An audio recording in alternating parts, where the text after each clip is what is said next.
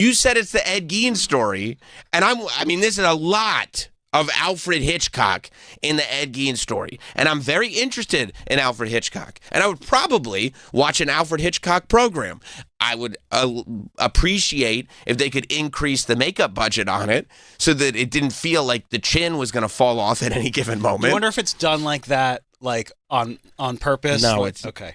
There's no way. I completely disagree with you. I love this narrative. It's the Ed Gein story. This is telling the story of how not just the person and not what he did, but how impactful he was from the 50s to the 70s to what I assume is going to be the 90s. I'm going to have to watch, what, Ted Demi's going to be in this thing? I'm going to watch the making of Silence of the Lambs now? I don't want to, like, it says Monster, the Ed Gein story, not Monster, Ed Gein's impact on Hollywood. But it's all part of his story. Like, he was dead. But he's arguably the most impactful, like, I don't want to say serial killer because he's not a serial killer, but like, you know, one of these. He might be. He wouldn't take ownership, but people were like, "Oh, he killed. Oh, all those. He didn't." I'm pretty sure he only killed 2 people. But except there were a whole bunch of girls that went missing in Plainfield, and he was like, "I don't know anything about any of those girls." Right, girls go missing all the time. Right around Ed Gein's house, right in the surrounding areas. Bermuda Triangle of Ed Gein's house. Yeah, this is a Bermuda Triangle situation. That is something else. And obviously, his word could be trusted because it's not like he was a delusional schizophrenic. No, I don't think he was ever diagnosed. No, I don't think so either. But I'm also not sure if he was up to date with his doctor's visits. He was living on a diet of pork and beans eaten out of a human skull.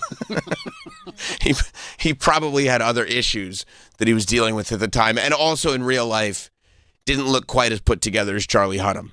We'll never know. Before there was Silence of the Lambs, there was Ed. Yeah, like, I don't know. I think it's a very clever storytelling device, and I like how different it is. I think he only got 3 episodes out of Ed Gein, and he was like, we got to do something. But you're probably right. There's not a lot of, source material. There's not a lot of Ed Gein interviews. There's not. Well, and I think, too, that they want to make it so that they don't completely chase away people that don't want to watch the most horrific things of all time. Don't spoil it for the wives. Like, yeah, if you could throw in some old-timey Hollywood and make people forget that we're watching a show about a guy who skinned human beings and by all accounts was a prolific necrophiliac. I guess it is difficult to go like, no, Netflix, like your big show for October is this necrophiliac show. I guess you go like, well, how are we going to do a show about like a prolific necrophiliac? Well, what if we splice in some old-time Hollywood? Yeah, that sounds right up our alley. Yeah, I don't know. I like showing the impact that he's had. And he's had a huge impact in movies. I know, but I got it. But yeah, you got it. But your wife, my wife, like a lot of people don't. Who's? My wife. Oh, I see. A lot of people don't know. And then he's Buffalo Bill. They go like this. Anthony Perkins was a closeted homosexual. They're like, that's just like Ed Gein. And I go, it's not like Ed Gein. No, it isn't like Ed Gein. The guy they got for him looks exactly like He's perfect. And I'll watch the making of Psycho, the Ryan Murphy story. I'll watch that too. But like, it's these parallels that are being made. It's like, whoa. Again. Oh, I completely disagree. If I'm like whatever, if Anthony Perkins is in my family and I'm watching Tony Perkins? I go, Tony Perkins being a closeted homosexual is not the same as Ed Gein. Ed Gein's secret was that he had murdered people and was a grave robber, and he would skin people and was a prolific necrophiliac. That's totally different. That's not this. Well, it's a secret. Yes, it is. Yes, it's technically a secret. What if it was Tony Perkis? If it was like, I think there are more similarities between fitness guru Tony Perkis and Ed Gein. And look, and Tony Perkis had a toxic relationship with his parents, as did Ed Gein. Tony Perkis' father not paying attention to him turned him into the monster that he became when he crashed down upon the camp in heavyweights. And Ed Gein's relationship with his mother turned him into the monster that if you said monster, the Tony Perkis story, You're in? I'm so in. And Ben Stiller keeps himself in great shape. He could return to the role as Tony Perkis. Yes. And if they said, this isn't a direct comparison, but Tony Perkis is kind of like Ed Gein, and then we go into heavyweights and the making of heavyweights. Maybe Judd Apatow was influenced by Ed Gein when he wrote Tony Perkis. I go, oh, okay. Maybe if they if they went to, I guess it's an 8-episode series, and like I said, I'm only 2 episodes in, so I'm not trashing it. Obviously, I'm enjoying the series. I like all these Ryan Murphy shows. He makes very compelling television. Like, it's very watchable. It's very interesting. All the scenes are great. It looks cool. You know what I mean? I like it. But I felt very much like I was like, so I'll do a spoiler alert for episode 1. That's fine to do. Yeah.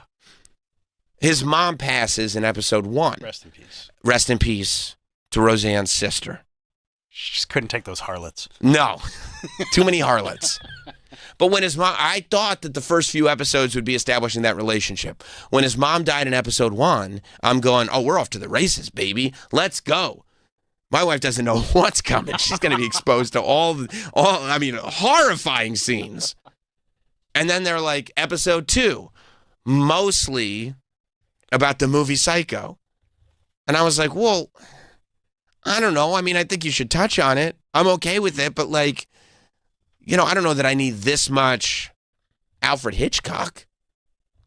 Like, but it was a way to narratively tell a story without but you could just like too much exposition. Give me exposition about Ed Gein. I'm more interested in Ed Gein. I've seen Psycho. I know all about it. You know all about it. I remember. You remember boom, that? boom, boom, boom. And then, and then there were scenes that were like parallels where you weren't sure if it was Ed Gein's story and it was Psycho. And my wife was like, did that actually happen in the shower like that? And I went, no. It didn't happen with Ed Gein. It happened in the movie. It happened in Psycho. And she was like, no, I know. I've seen Psycho. Most people have. But I feel like maybe if you go like, and maybe I'm wanting too much of a traditional structure. Maybe I'm Just too a simple-minded. through line, Like just give me the story, and then maybe at the Pulp end, Fiction must have fucked you up. All those scenes out of order. I go, this is the end of the movie. Why would you show it in the beginning? Forget This Memento. makes no sense. This Memento. This is ridiculous. How are we supposed to know what's going on? I'm as confused as the main character is. Anyway, I mean, you should have seen me. I watched The Usual Suspects, and I was like, why wouldn't you tell me that was Kaiser in the beginning? This would have all made more sense. Thought it was dumb. Oh, Bruce Willis, when he's like, you find out he was dead? I'm like, tell us he's dead when Donnie Wahlberg first shoots him. Now I gotta watch it again. But like, yeah. Now, all the other stuff is in a completely different context. I mean, it's crazy. No, but I go like, okay, maybe get 6 episodes in. Think that you've wrapped up the Ed Gein story and go like, okay, well, let's never talk about that again. And then you get into Hollywood. We want 2 full episodes. Keeping him alive. No. I mean, I got a full episode about Alfred Hitchcock, which is a sprinkle of Ed Not Gein. a full episode. And his chin. Maybe if the makeup was better, I wouldn't have been You so are offended. So exaggerating how long they spent on it. It felt like a lot, and it could have been the chin. And I will say that. It could have been chin related, because it did feel. Will you at least give me that the chin felt costumey? I didn't really. I gotta be honest. Okay, I didn't. Come notice on, the his chin wasn't that exaggerated. Alfred Hitchcock's chin wasn't that big. Mike, can you look up a picture of Alfred Hitchcock on the show Monster, and then a picture of Alfred Hitchcock? It was an insane chin. What really took me out of it was that the actor, and I forget his name, he's doing his Capote voice from Feud as Alfred Hitchcock. As Alfred it's the Hitchcock. same voice. And I'm like, that's the guy. He does a great He does a great voice.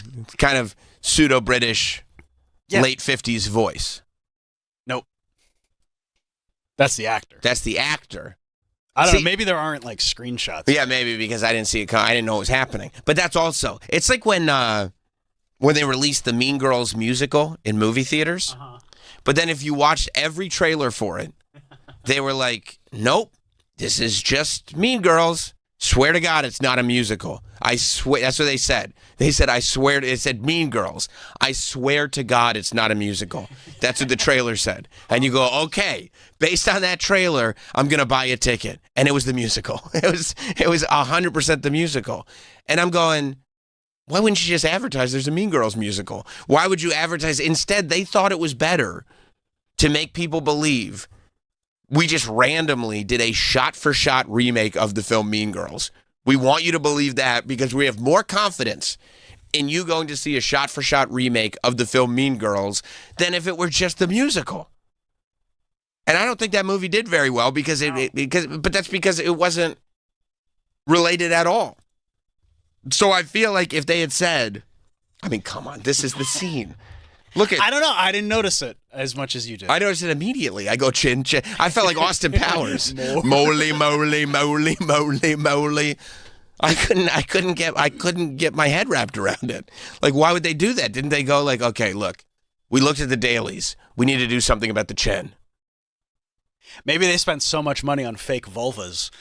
They did show all the vulvas, and the vulvas looked real. Yeah. Although I haven't seen very many in real life, but I think they looked real. I think that's what they look like. But maybe they were like, oh, shit, we didn't account for the chin. The chin. And they were like, well, Ryan, you didn't tell us that most of the show would be about Alfred Hitchcock. He's like, well, I'm just saying, like, hit me with a little, like, here's Ed Gein, and also his impact on Hollywood. Not like, aha, now that we got you, I'm going to tell my Alfred Hitchcock story. Okay, without spoiling anything, keep watching. Like, I don't want to... Does Alfred Hitchcock go away? Just keep watching. All right. Yeah, All right, Ed well, Gein then I'll keep murders watching. Alfred Hitchcock. That would be sick. If it was like a Back to the Future type of scenario. Like, I wouldn't mind if it was the Ed Gein cinematic universe. Where there was like a multiverse. The GCU? Yeah. The EGU. The EGCU. Where, like, yeah, there was a multiverse, and, like, Ed Gein doesn't like the way he's being portrayed in the film Psycho. And so he goes and attacks. I mean, I wouldn't mind that. But look, I don't know. I was taken out of it. Yeah, keep watching. When they go, would you like to know a lot about Psycho? And I was like, no, a little. A little. They're like, did you know But it's less about... Tony Perkins was struggling with his sexuality? I go, yeah, I mean, it's interesting. It seems neither here nor there to the purpose of the Ed Gein story. It's like 60 seconds. But then they were like, just like Ed Gein. And I'm like, not just like Ed Gein. Do not sit there and go, here's the thing about Ed Gein. He's just a guy with a secret. Like, no, he's not. In no form was this ever acceptable, nor is it acceptable now. You know, the thing about Tony... Ed's just a farmer. Right. With a big... Hi, mother. She had a stroke, but she's upstairs. Or at least he thinks she is. He's looking for love. Is that a nipple on that chair? It's just an udder.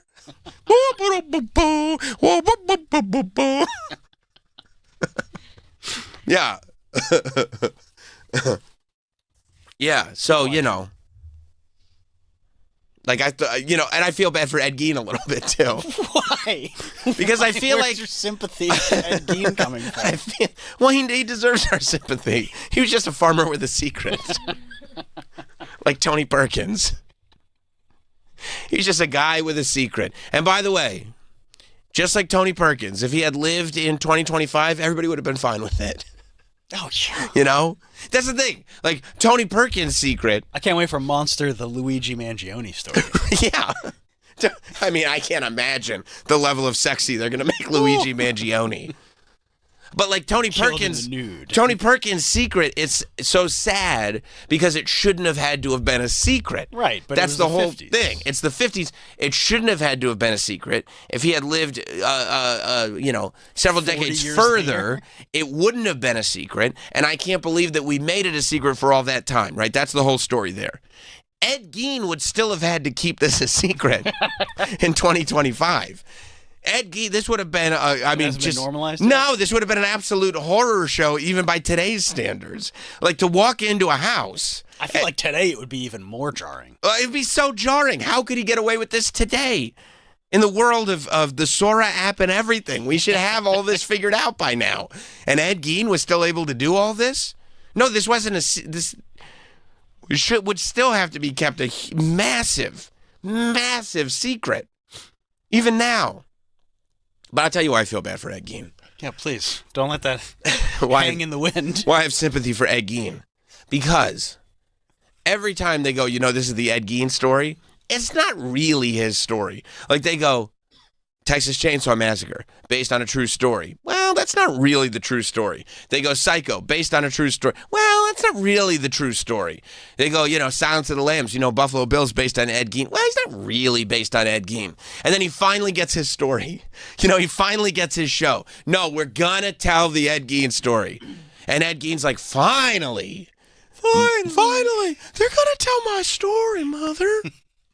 Like, they're finally going to tell his story and not go like, well, it's kind of his story. It's actually his story. And then he's like, okay, episode 1, accurate. I did think my mom was still alive. They might have been exaggerating with some of the Nazi comic books that I was reading.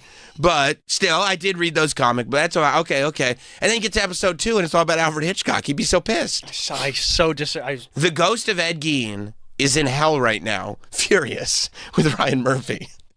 You finally got to tell my story, and instead you're going back to the movies. He's sick of these movies. In hell. He's just watching them over and over again. Just in hell. That didn't happen. That's not my story, mother. And his mom's in hell with him. Yeah. Oh, yeah. that's a bummer. She's in hell? Of course she's in She hell. spent her whole life chasing those harlots away. Well, you know what? It put her right in hell. And you know what hell is full of? Harlots. Yes. Troy, a lot of these harlots go to hell, right? I think so. Me too. And they're stuck down there with Ed Gein. That's a bummer. And for his her. mom. She just wanted $10. That's right. That's right. And they're stuck down there. Watching all these movies that have nothing to do with them. That's right. And there's no women's underpants for Ed Gein to pleasure himself while he wears. Which that's when you've also, specifically hired an actor who is, who's a good-looking actor. When it's like, I'm 2 episodes in, I'm already on the second women's underpants masturbation scene. Okay, what are he's complaining?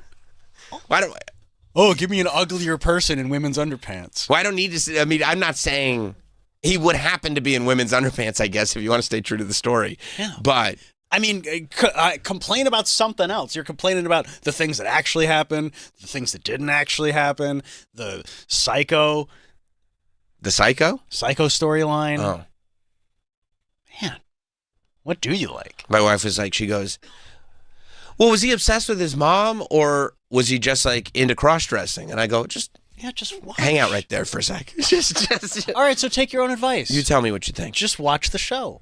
I mean, I will. I don't want to see a whole bunch of chin. I like it. I'm gonna watch more tonight, I bet you will. and you're not. And I know what you're gonna be wearing while you watch it. Women's underwear? Yeah, it is great though. How many people are watching, going like, "What?" I love it. I think. Yeah, I had no idea that it was that there were that many people that didn't know. But woof. No, he's not the household name. He's not No, Dahmer, Ted Bundy, Son of Sam. He's not one of those guys. because it was before the sensationalized news cycle. Yeah. And yeah, because the generation that would have lived through it, number one, they're all old and dead. But number two, there was not national news at the time. That would have gotten out in the pulp magazines and stuff like that. The true crime digest that you'd find at the supermarket. But yeah, you wouldn't follow the case. You wouldn't do all this stuff the way that you would with John Wayne Gacy, Ted Bundy. And he didn't terrorize a town like those, serial killers. Well, he did, but they didn't realize he was. He was. We have no proof of that. He killed 2 people. I think it was more. Okay. Also, he's just a weird guy. The town probably all knew he was a very odd person. Oh, there goes Ed again. Right. He's weird. Right. But I was First episode, Charlie Hunnam sitting there risen up these girls, and these girls want nothing to do with them. And I'm like, I've never met a woman that wants nothing to do with Charlie Hunnam, lazy eye or not. This is a ridiculous scene. Yeah, but they probably know of Ed already. Like, I don't care how weird Charlie Hunnam was. If he's Charlie Hunnam, he's still not going to have a problem. He's a good-looking man. He is. I saw his butt. So did I. Popping out of those women's underpants. Yeah, so I did get to start that. I did not get to see the Taylor Swift movie. You know, the number one movie in America. Yep. The Taylor Swift movie, which is, I mean, amazing. God bless her for it. You know, she just goes and it's not even a Fathom event. Most of these artists would do a Fathom event. She's just like, no, I want a full weekend. And every movie theater is like, yeah, let's do it. I would like your most premium formats, please. Yeah, and they're like, of course. Okay. Of course you may have them. You may have all the premium formats because we're going to, and honestly, if somehow this inspires anybody to go back to movie theaters if they weren't going before, I say great. You know, go for it. Taylor put out her album came out on Friday. And then there were special screenings of the film Showgirls that was synced up with her album, is my understanding. And the song Wood, Taylor's song Wood, is the pool sex scene of the movie Showgirls. So it's really, it's a lot of fun. No, I guess, you know, I was The asking. Academy did tweet about Showgirls. I was going to The film? Yeah. What'd they say about it? We missed that one? That should have gotten more? Hang on. I meant to send it to you. Why they got to say, like, why they got to get my man Dwayne Johnson like that? The Hollywood Reporter says the Smash Machine, Dwayne Johnson's career worst. It is. I understand, but it's not like Rampage. Like, it's not built, it's not a $100 million movie. It's not built for, it's not a popcorn movie. That's what the Academy posted. You don't know the life of a showgirl, babe, but Naomi sure did. Film, Showgirls. Naomi did know the life. She told the story of the life of a showgirl. I already knew about this. But this is probably like the Ed Gein thing, where I had that back history, but a lot of people have not seen the film Showgirls. Yeah, to teach my daughter all about it. Right. So you don't get the source material. Right. No. This is Taylor Swift's second massive Taylor Swift movie, by the way. Not to be confused with the tour movie that she put out. A tour movie is an actual movie. Was that this year? Or was that last year? Maybe last summer?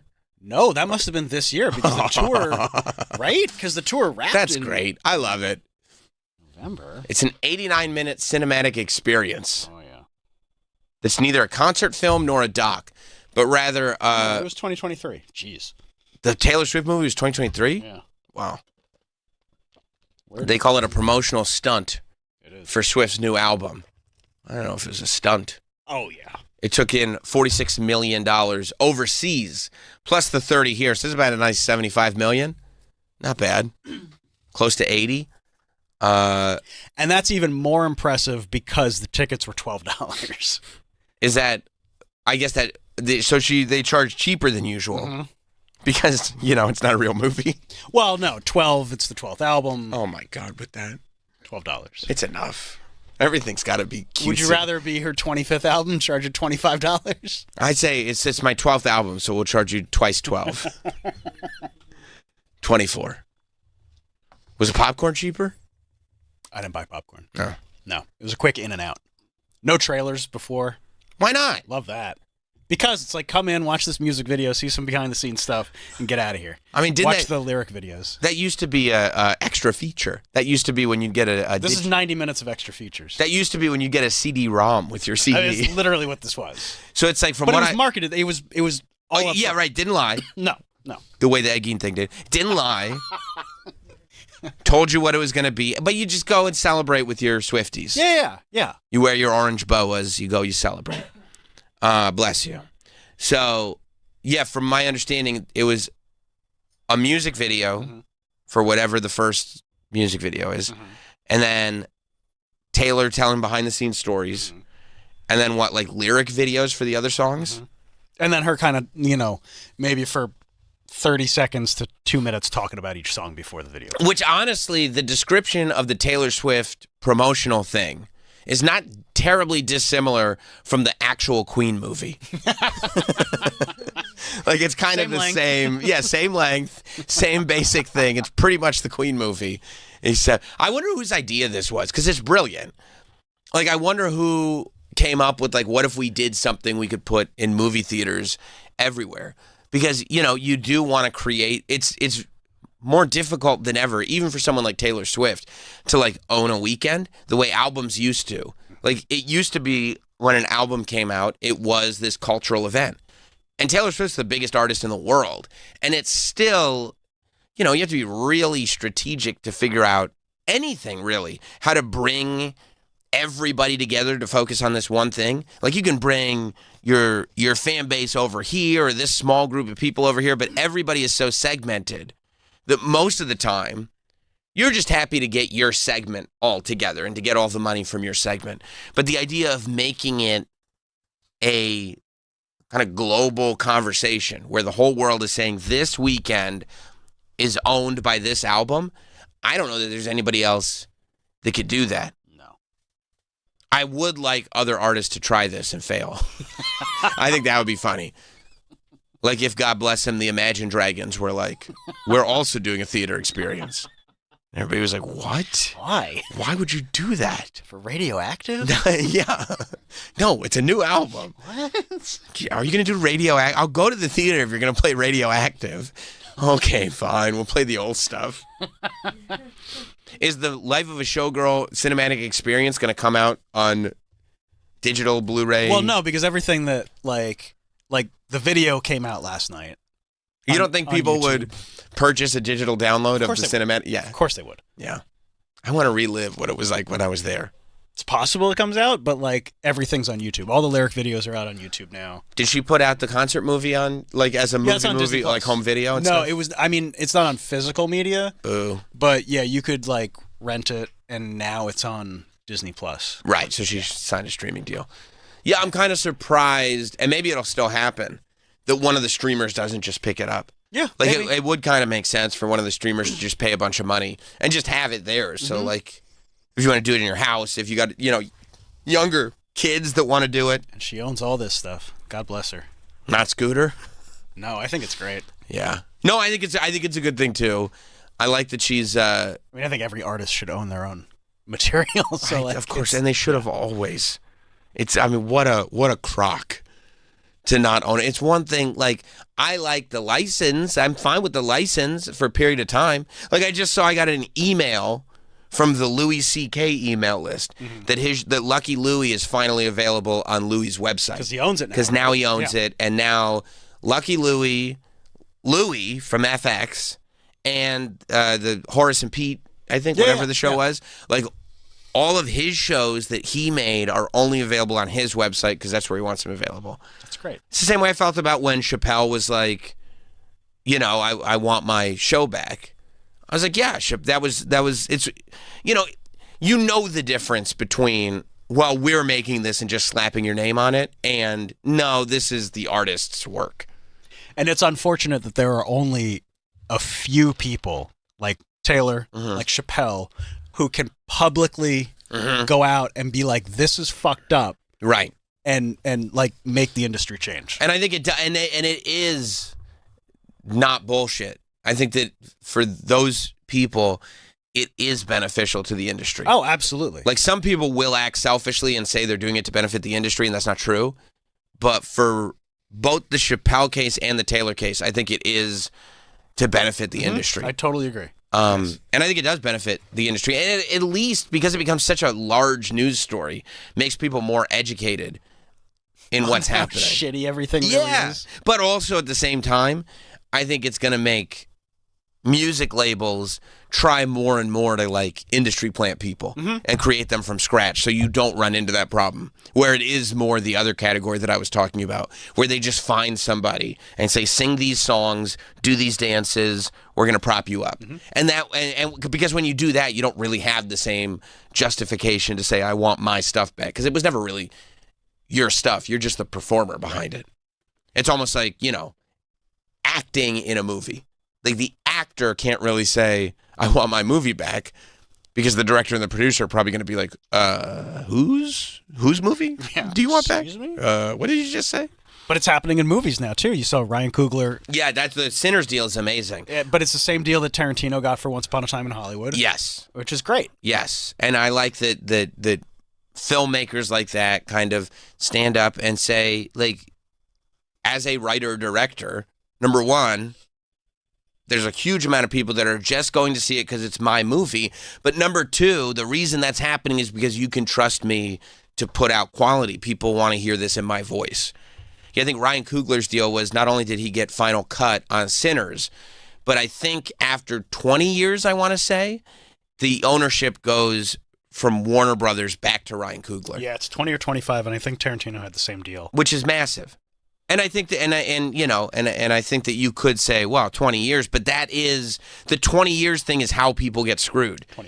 25 years, whatever it is. Like, it sounds big, but a lot of people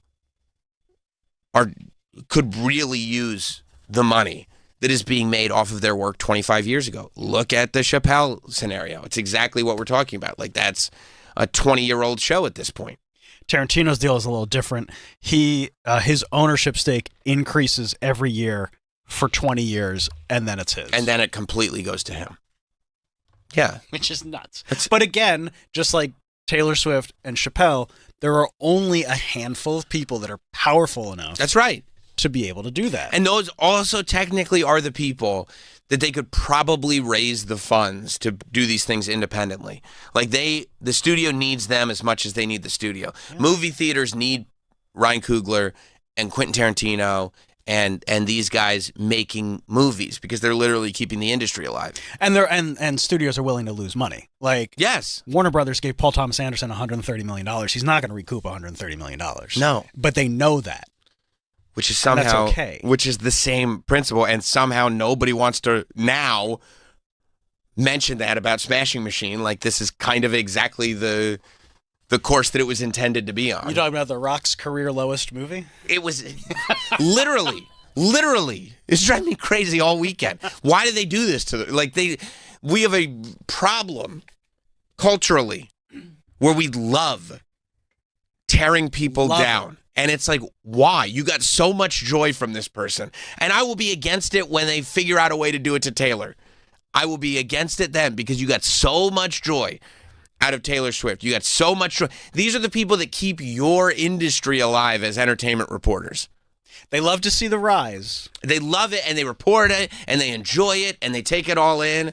But then the minute they can go, oh, there's an imperfection. They don't like you staying up at the top. No. They did the same thing to Paul Thomas Anderson. Of course they did. Bombed. Of course they did. The movie bombed. The movie bombed. What are you talking about? That's not, you know better. You know that's not how this works. Literally, The Rock is sitting there doing these interviews where he is saying, one of the reasons I'm doing this is to have the freedom to act without feeling a responsibility for box office. From the beginning. This is an art house biopic about Mark Kerr. Yeah, it's not a box office movie. No. This is like a movie, like a movie. It's a biopic, right? Now, an Olivia Wilde movie that actually sucks. That's a different story. That's a totally different story. When Harry Styles is like, "Look at this thing, I'm going to go into acting," and you watch the movie and you're like, "This movie sucks." Yeah, why would you do that? That's a different conversation. But go back to singing. Right. You're so cute. So cute. And you got a whole thing going on where we're pretending you're a little artist. So condescending. We're pretending you're a little artist. Go ahead. You're just kind of copying David Bowie. Go like, do your Bowie stuff. Yeah. So, but so I do. I mean, I like seeing stuff like this because it's good for the recording industry. It's good for movies. I mean, it would probably, if they started figuring out ways to get Taylor Swift Oscars and stuff like that, that'd probably be where I went, whoa. Let's chill out right there. I mean, I don't necessarily agree that it's good for movies, but it's conceivable that it could be. At least it gets people back into the building. It gets them into the building. But I don't know if they're coming back. They're not coming back. I wish and, you'd throw and some. she's taking screens away from I know. one battle after another. And put on some goddamn trailers. Would you just let them put the trailers on? Maybe you see something. But that's part of the deal that she probably signs. Of course Hey, it is. I want to get my fans in here, and it's going to start when it's supposed to start. I know. And I wish every movie was like that. You go 20. Yeah, it's 25 minutes of trailers. Yeah. Oh, great. Now that I know that, I will be 25 I'll be minutes 25 later. minutes late. Yeah, I mean, but you gotta get these kids back in the movie theater. Show them a couple trailers. Maybe they enjoy it. Watch Gabby's Dollhouse. I did. I saw Gabby's Dollhouse. I meant we were talking about kids. Not No, I went to the theater. I mean, that was great over the weekend because luckily I had seen Smashing Machine during the week, obviously. Thank God. Right. So that I had taken that friend off. invited you. My friend invited me to see Smashing Machine on Wednesday night, which we talked about on Thursday. So that was off my plate. So it opened the door wide open to go to see the Gabby's Dollhouse movie over the weekend. And you love going to movies by yourself. I do. I love going to movies by myself.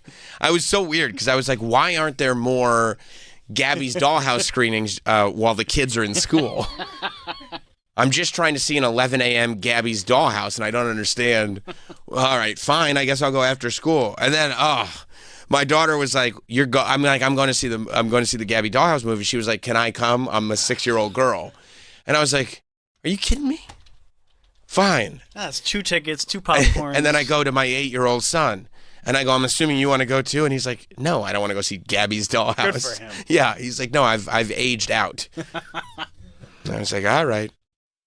No, I did. I took my daughter to see Gabby's Dollhouse. Is it faithful to the TV show? It is. It's a faithful film adaptation. Okay.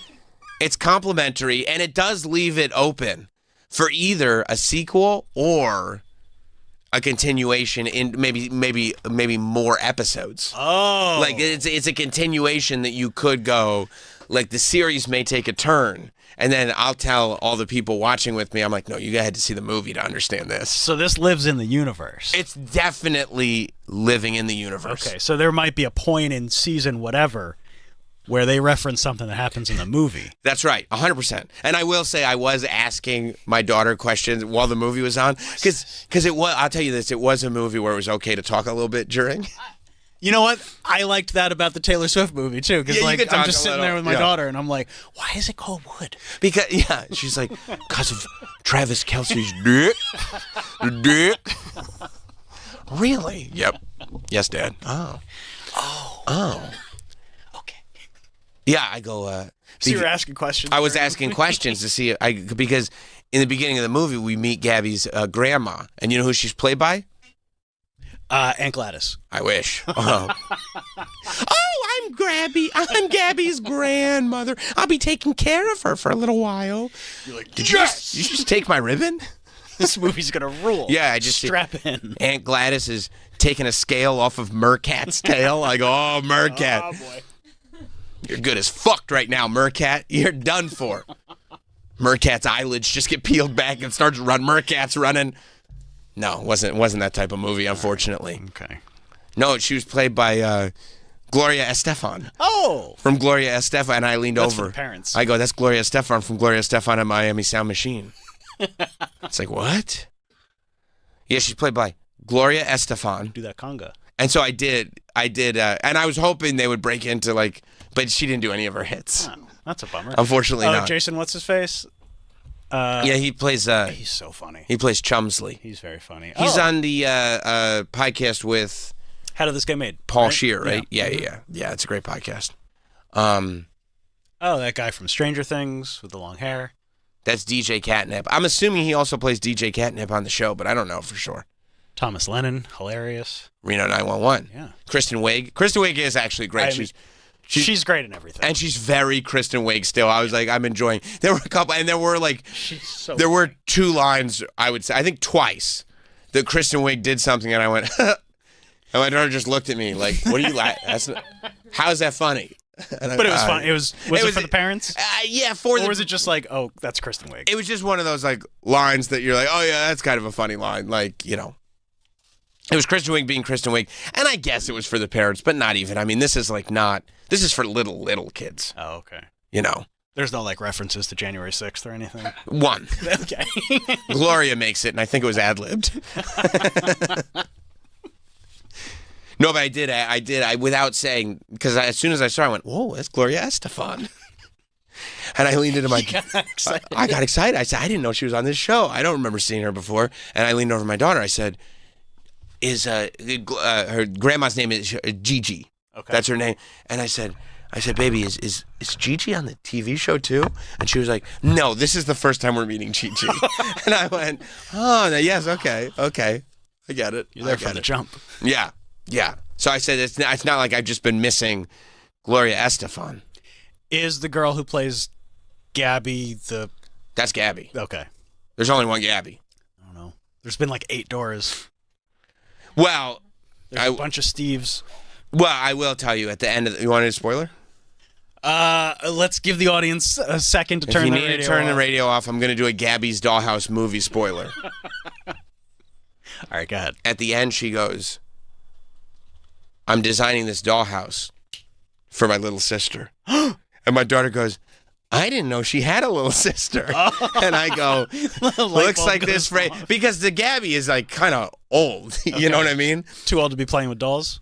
She's aging out for sure. And I go, oh, okay. Gabby's sister is coming in. Oh. You know, so they can keep this franchise going because it's very popular. I thought you were going to say it was Earth all along. Oh, my gosh. Yeah. I mean, look, for me, I preferred Smashing Machine. Okay. For me. Yeah. There's just a little bit more, I don't know, vulnerability and depth. I felt the stakes were a little higher in Smashing Machine. Okay. You know, I didn't sense the peril as much in Gabby's Dollhouse. It felt... Here's my only criticism. From the beginning, I felt like Gabby was going to be fine. I think everything was going to work I felt like everything was going to be okay from the beginning. That's my criticism of the film. Gabby's dead. I didn't think that they built the stakes up as much as they should have.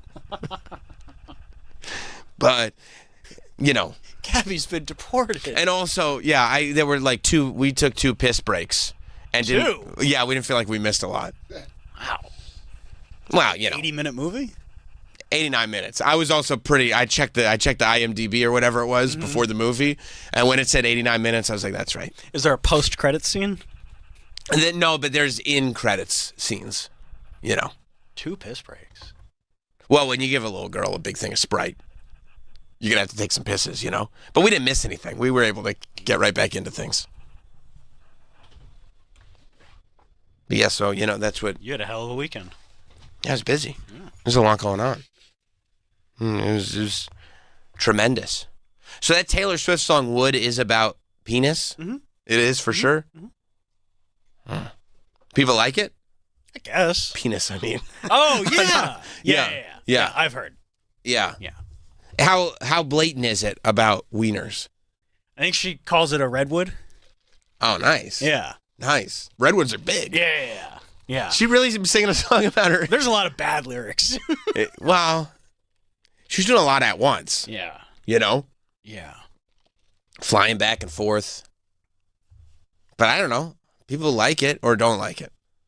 Rolling Stone says it's a perfect album. All right. Perfect. Yeah, 5 stars. Holy shit. Yeah. Okay. All right. So it's great then. Yeah. Well, I didn't sit down with it because I figured it would be like unavoidable. Like it would be everywhere. Right. So I was like, you know, there's sometimes where if I'm not a fan, I'll just go, I'm not going to invest in this because because it'll be everywhere. Because I will hear it. Yeah. Right. Your daughter's not at that age yet? No, she likes Taylor Swift, but like whatever you put on the radio. Right. She's 6, you know. She's not like a fan. Rob Zombie, Taylor Swift, whatever. Oh, when Dad drives, they get exposed to different music than when Mom drives. This is Jack White. He used to be in a band called... You're like Patrick Bateman. That's right. That's right. It's his anthem. People call it a stadium anthem, but there's far more depth when you realize what Jack's singing about. Dad, you missed the McDonald's. Hey, Edgar! But yeah, it's fine. It's... Yeah. Yeah, I like, you know, when Mom's driving around, it sounds more like what SNL sounded like, not Doja Cat. Doja Cat doesn't make the kids' playlist, but when like the K-pop Demon Hunters were on SNL this week. Were they? Oh yeah. I don't know. Yeah.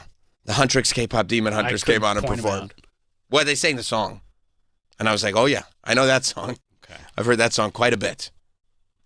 But no, when they're in my car, we were definitely sampling Rage Against the Machine this weekend. Nice. As a matter of fact, I had Lithium. Get ready for the Resistance. Well, yeah, that's right. I had Lithium on this weekend and, you know, getting them up to speed on what they needed to get up to speed with. Mm-hmm. And I do think that they're being influenced by Yeah. it. Yes, absolutely. They played Eagle Eye Cherry. Yes. Save Tonight. No, one of his other hits. Sometimes they do a Lithium deep cut. No. I'm like, that's not deep. And they made a big deal out of it. They were like, people think that the band is Eagle Eye Cherry, but the man is Eagle Eye Cherry. It's the dude is named Eagle Eye Cherry. And I'm like, huh. There was another one, too. It was two of them back to back that are both on our list of 90s alt-rock one-hit wonders. Mm-hmm. And I went, yeah, there's something like, it's at least, I think it's like permeating through the walls. There's certain topics that we do here that like people that permeate here. Like when you were doing yacht rock, somehow everybody around here finds out we're talking about yacht rock, right? Like people come up to you and they're like, yeah. And the 90s alt rock one hit wonder, like, you know, random execs and stuff keep coming up and they've seen the list and they have opinions about it and stuff. They love talking about it. And our conversation about Stallcast from Thursday. That's also making the rounds. Because I didn't realize that In a there's positive way? Because we had some good ideas. Well, I think they're from. Nobody's talked to me directly about it. Okay. But the rumor is that there may be higher sensitivities than I realized about Stallcast. Like I don't know if people are like, you know, like they kind of take ownership of it and they don't like any sort of potential mockery of I it. don't like any ribbing. Right. In which I hope that they know we're pro Stallcast here, and we will be reviewing every. Are they issues or are they casts? Issues. They're not eps. No, it said issue number 1. Okay, because a cast would be an episode. No. So I think we should probably call them episodes. This is where people are thinking that you're not. So we will review every episode of Stallcast. Issue. I think Every episode. I issue. think you're just giving some suggestions. That's all. Yeah, I don't think that's Because I'm enthusiastic Of about course. it. You know? I love it. It's my favorite cast. Yeah, Stallcast. we'll review the next one in a month. Hopefully it comes I've out read soon. this one 50 times already. Yeah, and it's the 6th. I'm ready for the next one. It's cover to October cover. 6th. And there's 31 days in this Oh, month. it's a long month. I forgot. I'm telling you, they're making a mistake. They should do it every week. Yeah. Every week, different issues in different Like stalls. TV Guide used to do, digest style. Remember that? Yeah. You'd pick up TV Guide because people would go, oh, you're picking this up just to find out what's on the channels. And you go, no, it's also for the pithy articles. Yeah, I want to know what's hot and what's not. Yeah, I want what's hot, what's not. And we'd find out every single week what's hot and what's not. We wouldn't have to wait a month. Because late in the month, if you're still thinking that's hot, you're dead wrong. I would love to know what's not around here. Oh, if they did a what's hot, what's not in Stallcast. For those that don't know, on Thursday we reviewed it. But Stallcast is the publication that is published exclusively in the SiriusXM bathrooms. That's true. It's a newsletter. When you say it like that, it sounds like a really stupid idea. No, that's where it's. That's a great idea. No, I know. What did I say? Anything? Troy, you know. Did I say anything false? I didn't hear anything wrong. It's a publication that the circulation is exclusively in the SiriusXM bathrooms, and they tape it to the inside of the stalls so that when you're making a bowel movement, you can read the Stallcast. Or sitting to pee.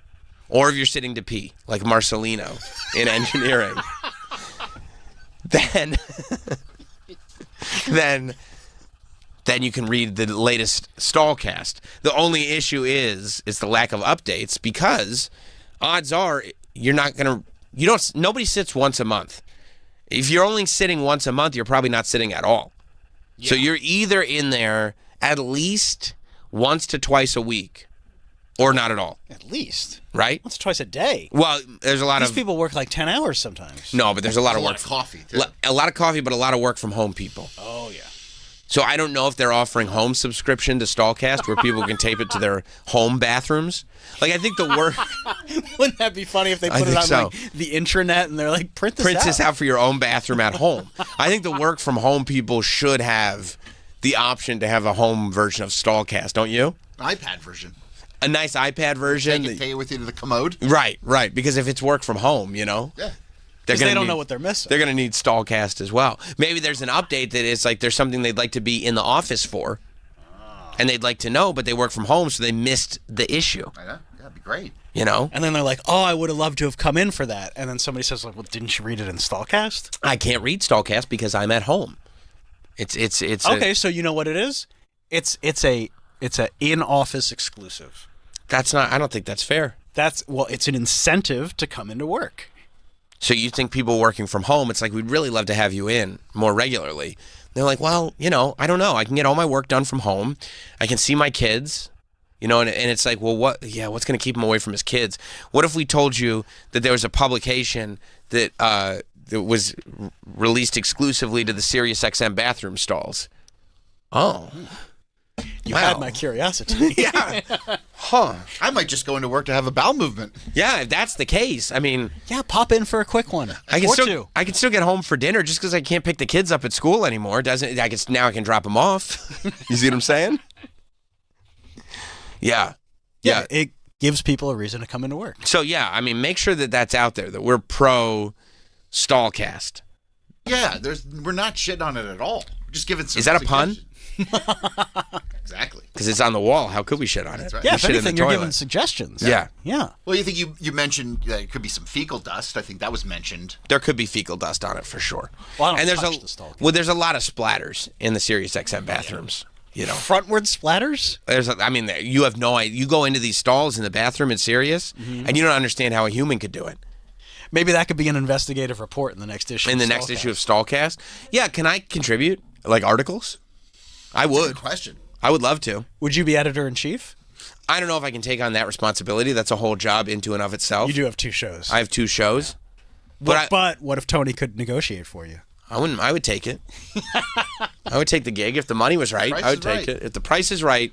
I would be the editor in chief, but I would just love to be a contributing writer. A freelancer? That's all. That's all. Just sort of, and I'd figure out a beat. You could do like the dirt sheets, like when you used to have to like call that number. That's right. To figure out like who won the wrestling. The brown dirt sheets. Yeah. Yes. Yes, that's right. Yeah, I mean, I think it's a great idea. I would do what's hot and what's not. Okay, you're calling it? Mm-hmm. Okay. And Earl will always be on what's not. Trevor, so you... And well, see, what would be great is like no reasoning. you put somebody on what's not instead of what's hot, and then when they complain to you, be like, what were you, shitting? You know what I mean? You knew they were doing that. How'd you know? How you know you were shitting? That's what I would say to them. I would write incendiary articles about people. And they go, why would you write that in the Stallcast? And I go, what were you, shitting? It's the only way you could know. And then they get so embarrassed they wouldn't be able to tackle me on my journalistic integrity. Guys, want to know Oh, what sorry. I just found? What'd you find? I just found Stallcast submission form. Oh, hell yeah. Whoa, what is that? Yep. What do you get to do? What do you get to submit? Your name, email. Technically, it's for a riddle. Oh, or right. trivia, or the Remember brain the teaser. But the if you puzzle had this game. opportunity, I feel like you could just write whatever you want, You could write whatever you want just to get to them. and put somebody else's email on it. Yes. Sway at SiriusXM.com. Nicole. Nicole.Biggins at SiriusXM.com. Not enough alcohol in the refrigerator. There should be more than 90 seconds of talk between songs. Nicole.Biggins at SiriusXM.com. Stan.T at SiriusXM.com. Yeah, that would be. What about Stanley spills the tea and it's Stanley T's gossip column? There you go. That would be big. That'd be huge. I feel like we've got another page at least. 100%. Mad Dogs Bark. I would read that. And it's just pithy comments. It would have to be pithy. That's the only thing. If they ask you again with Sam criticizing, say no, he does think it could be a little more pithy. But it's not. It's not critical. Say Sam thinks it's a great idea for there to be a SiriusXM publication that is released exclusively to the bathroom stalls at Sirius. Yeah. We're ready for it to expand. Yes. Weekly. Weekly. Yeah. Weekly. It's a hit. People love it. I'm just ready for the new app. I know. Right? I'm ready for the Like- new episode too. I came in Monday. I was like, shit, I got 3 more weeks of this one. Yeah, I've already seen this episode. I've read this 50 times. Yeah. At least put like a crossword or a Sudoku Something. in there. Give me something. Yeah. But would you have to do it with like just in your head? No, I would probably fill it in myself. That would be the problem. Or a word search. Something. Yeah. A little brain buster. You know what would be great? All the words could be radio related.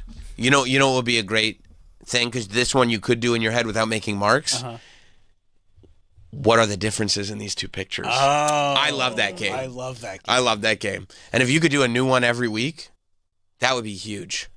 It could be like a picture of like a host or a guest, but you would add an earring to the second picture. And you go, oh, the earring isn't the same in the two photos. You know, maybe you get a prize or something like that for figuring that out. Yeah, or maybe it's like a pizza party every month for your team. That would be great if you're the first person who spots the 5 differences. Yeah. But you know what would be great? If you spot the 5 differences, right? And you get a pizza party for your team. And so you pick up your phone to scan the QR code to submit, and then you drop your phone in the toilet That'd be funny. while you're shitting. Yeah. That's you realized funny. you didn't have backup on. Right. Like that, and you lose all your memories. childhood photos All your are memories gone. of your children. All because All because you're so too foolish to turn backup on because you wanted to get a pizza party for your team. and you found the differences in the photos before anyone else. Because you found the 5 differences between the 2 photos. But what could be better for morale for a team? A pizza party, like there are 2 things that I think a team would just like never forget. One is a pizza party. The other is finding 9/11. out. Oh. No, people forget about that all the time. The other is. Never mind. You said never forget. No, I know. I was just thinking about. Go ahead. Never mind. The other, I'll tell you during the break. Okay. The Did somebody warn somebody about? I don't know. Okay. The other is the other is finding out that your supervisor dropped his phone in the toilet while he's shitting and he doesn't have backup on. Like that's even better than a pizza party. Yeah. If you could find out that your boss either A is going to give you a pizza party or B is going to drop his phone in the toilet while he's going to the bathroom and he doesn't have backup on, are you picking A or B? Probably B. Me too. I could buy my own pizza at the store. Same. And the pizza will be a fun experience, but the phone story will be forever. Oh no. Oh my God. I mean, I'd be crying laughing literally forever about it. I hope it happens. All right. Well, if they Got an take idea you up for a on your brain idea- teaser. Oh no! Oh no! Oh no! That's Ed Gein. I thought that was Mr. Bell. Same guy.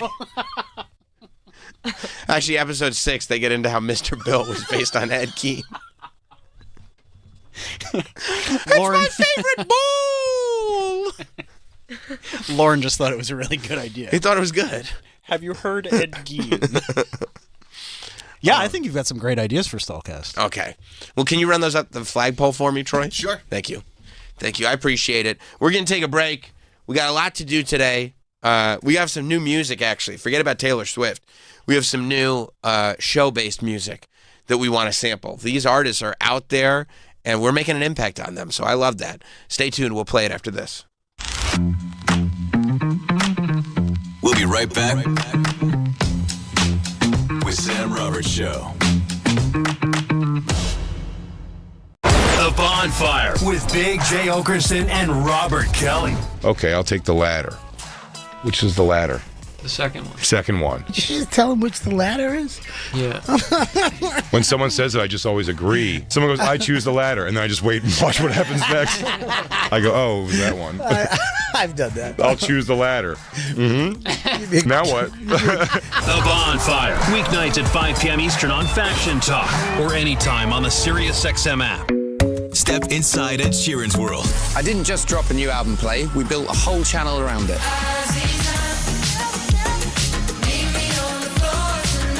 Hear the songs that shaped his life, the global sounds behind Play, and exclusive stories he's never told before, all handpicked by Ed. The songs that shaped me, with a few guilty pleasures.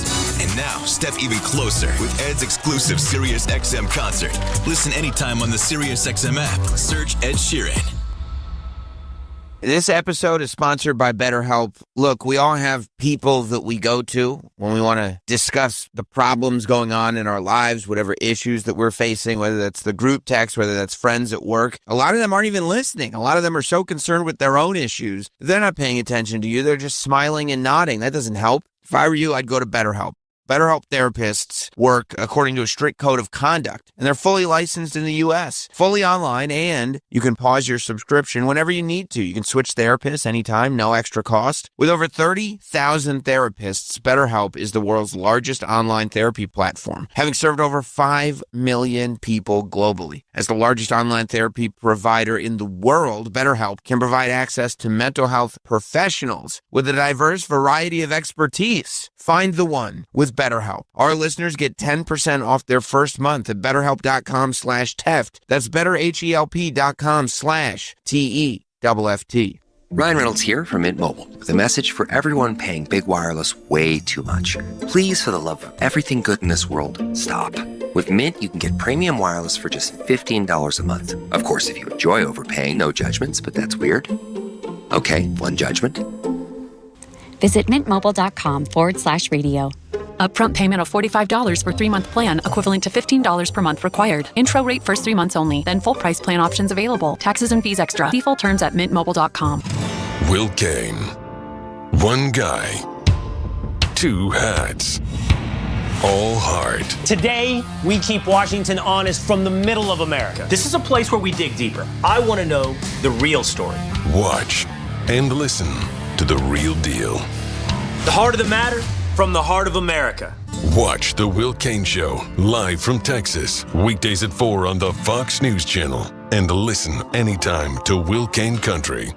Now that I'm a dad, I can't stop thinking about what would happen to my kids if something happened to me. I want to make sure they can stay in the house and still go to college if I'm not around. Yeah, that used to keep me up at night too. It's why I finally got life insurance from Ethos.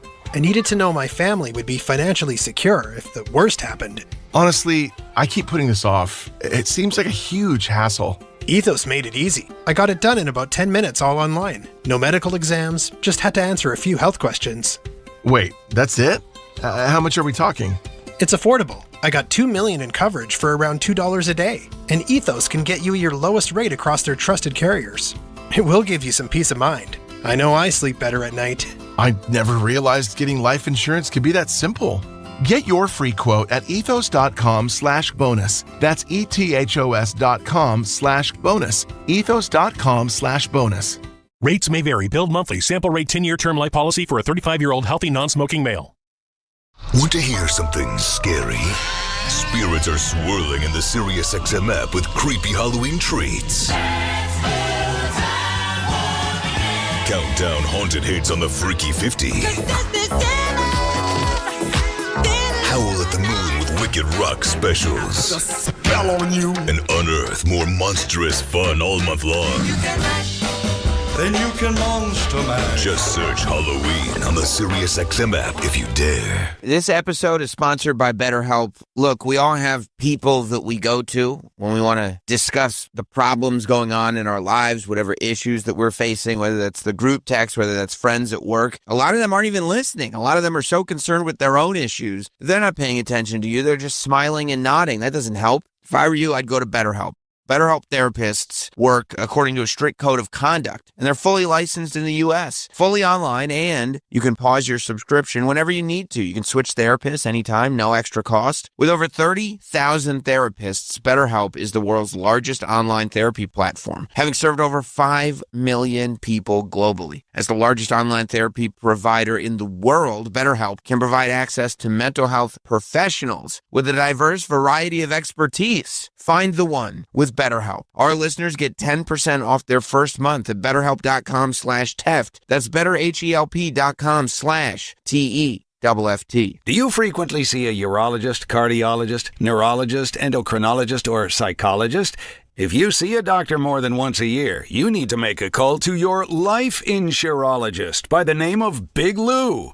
Big Lou runs Term Provider, the place where people like you go for $500,000 to $1 million or more of affordable term life insurance. Big Lou will take a look at your current health status and fit you into a 6 or 7-figure term policy regardless of how big your pill box is. We're talking about $500,000 to $1 million or more of affordable term life insurance. Call Big Lou and see what he can do for you at 800-244-0909. 800-244-0909. Remember, Big Lou's like you. He's a frequent visitor to his proctologist, too.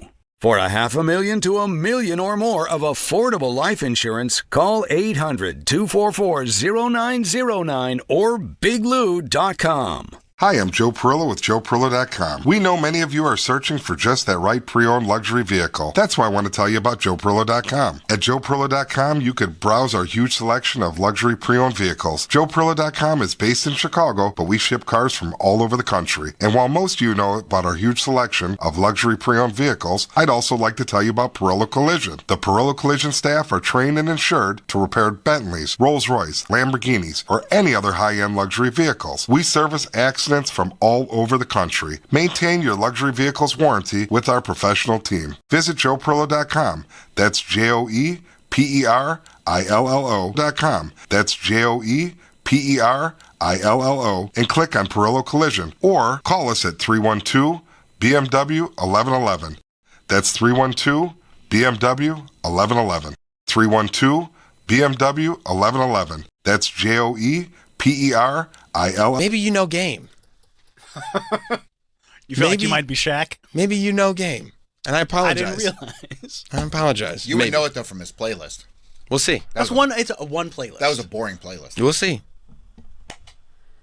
No, and of there's course, a lot of Death Cab on there. I like that. For who? Chris Cuomo. Oh. And then Balin, our interview with Balin Dupree is on demand. That video will go up today on the Not Sam YouTube channel, as did on Friday the segment that Colin Quinn was in for when he helped us draft all the songs. That went up on Friday. So check out that video, even though we can't monetize it because it's full of copyright music. But hopefully some of those bands are making the money off of it. So I think that's good. Danielle, did your mode of transportation catch on fire? No. On the way here? Mm-mm. Everything okay? Mm-hmm. What was it that you said? You sent something out on your Instagram that you had sent a text causing the fire? Well, basically, on my Instagram close friends private story, right? I just like kind of vlog about my days, whatever, post random things periodically. Well, the close friends need to know. Exactly. Yeah. And so it's been getting cold recently. I've been getting cold. You hear it in my voice of getting a cold. I also have this foot injury that I was wearing sandals all last week. I don't know if you guys noticed that. No. Well, I'm not good. a foot guy. Okay, good. And I was freezing. Why are you wearing sandals very just cold? because I have this like heel injury and I can't have any shoes that literally shoes. Like I need to wear like slides. How did you get a heel injury? I have no idea. Okay. I don't know. But anyway, I was freezing waiting for the bus at 5 a.m. because Sure. it's been feeling cold. You can't wear socks with the sandals? Well, not socks with sandals, no. Like socks with slides? Yes. But socks with sandals, like, no. Who, Right. Sammy Hagar? Well, I guess, but just sandals in October is weird in general. I know. Yeah. But even with the socks on, your feet are still very cold. Yeah. Either way, Okay. I was Sorry. freezing and I was excited. You're missing the No, point. it's okay. No, I know. I'm just saying get No, warmer I'm socks sorry. would be my only, why don't you just get very warm socks? No, but with the sandals I was wearing, if I want to wear nice sandals, I What's would a have nice sandal? it all depends. If I want to Like wear a slides, then I have Birkenstock? to dress more Yeah, you can wear socks with casual, Birkin. but I wanted to dress nicer because I Oh. want to work, whatever. Sam just You dress nice at work? Oh my God. This is not the point of the story. Sorry. It's okay. Just you're asked me a saying question. stuff. I know. I always am too much. I'm sorry. But the point is, I was cold. So I Oh. got on the bus, and for the first time, the heat was on. Nice. So I posted something being like, it's so nice and toasty in here. Oh my God. And then the bus caught on fire and then the bus immediately caught on- after. Yes, and I didn't realize that I made that post. Because I came in here and I was like, I was just making a post about how I love public transportation, but I forgot That you wrote that toasty. I called it toasty. Bus was like, say And no a more. lot of my friends were like, bro, that's You did that. foreshadowing. Yeah. Yeah, this is the further you get it into your bus being on fire last week, the more Final Destination it becomes. Yeah. Where were you sitting on the bus? Like front, middle, Yeah, that's what I was afraid of. right? Why? Because, and the fire was from the back, Mm-hmm. they die in order. Oh, no. Yeah, that's how Final Destination works. You go in order. So I would imagine if the fire was coming from the back, I mean, trust me, Devon Sawa figured the whole thing out. And then they made 5 more movies. But those are just facts. Yeah, this is just how death works. The fact that you cheated death, yeah, it's going seat by seat, I would imagine, because the fire would come up. Mm-hmm. You check in on anybody else that was on the bus? No. Do you have people that ride the bus every day? Yeah. Were they on? Yeah. All of them? No. Probably not. Probably Probably not. I was figuring some people changed their commute plans. 'Cause Yeah, I wasn't. they went. I You know where they wasn't commuted to? Heaven. Or hell. Could have been hell. I don't know the people. I don't know. Even the bus driver, I didn't think she would Purgatory? be there, but Bus drivers last to go. Well, true. Bus drivers at the That's very true. front. I'd have to be the last one off. It's like the captain of the ship, right? That's right. Well, apparently. Yeah. Yeah. Fuck that. Fuck If, that. Get if out of my the way. fire. Yeah. Well, I wrote her a card because I felt so bad. You did? Why are you laughing at that? You wrote your bus driver a card? I remember that from 2nd grade. I remember that. Elementary school? Or now? Right now. Oh. I am really. You did a really, really, really good job not lighting us on fire. Thank you for waiting for us all to get off the bus so we didn't get light on fire. Did you read what I wrote? Is that what you You gave her a card? In other words, yes. Yeah, that was nice. Did she put it with her stack of cards? Did she put it up like, you put up like Christmas cards Right. on the window? It's probably overflowing with all the passengers that wrote her cards. She looked really confused when I walked up and handed her a card. Like, I forgot that even happened. Oh, yeah, I guess the bus was on fire last week. I didn't remember. Yeah, maybe I made it worse. Yeah, probably. Probably. Whatever you do, don't forget about the time the bus was on fire. I found out afterwards. Remember former intern Bobby the Champ? Of course. He was in the bus behind Danielle. Sat in hours of traffic. Oh, that's great. That's fun. Really? Hours. Hours. And he probably left, 10 minutes after her? Yeah. Oh, wow. That's great. I did that. That's great. Yeah, your bus that came and saved you guys got through the traffic. Mm-hmm. Yeah. But everybody Yeah. behind you, that's so funny. That's so funny. That is crazy.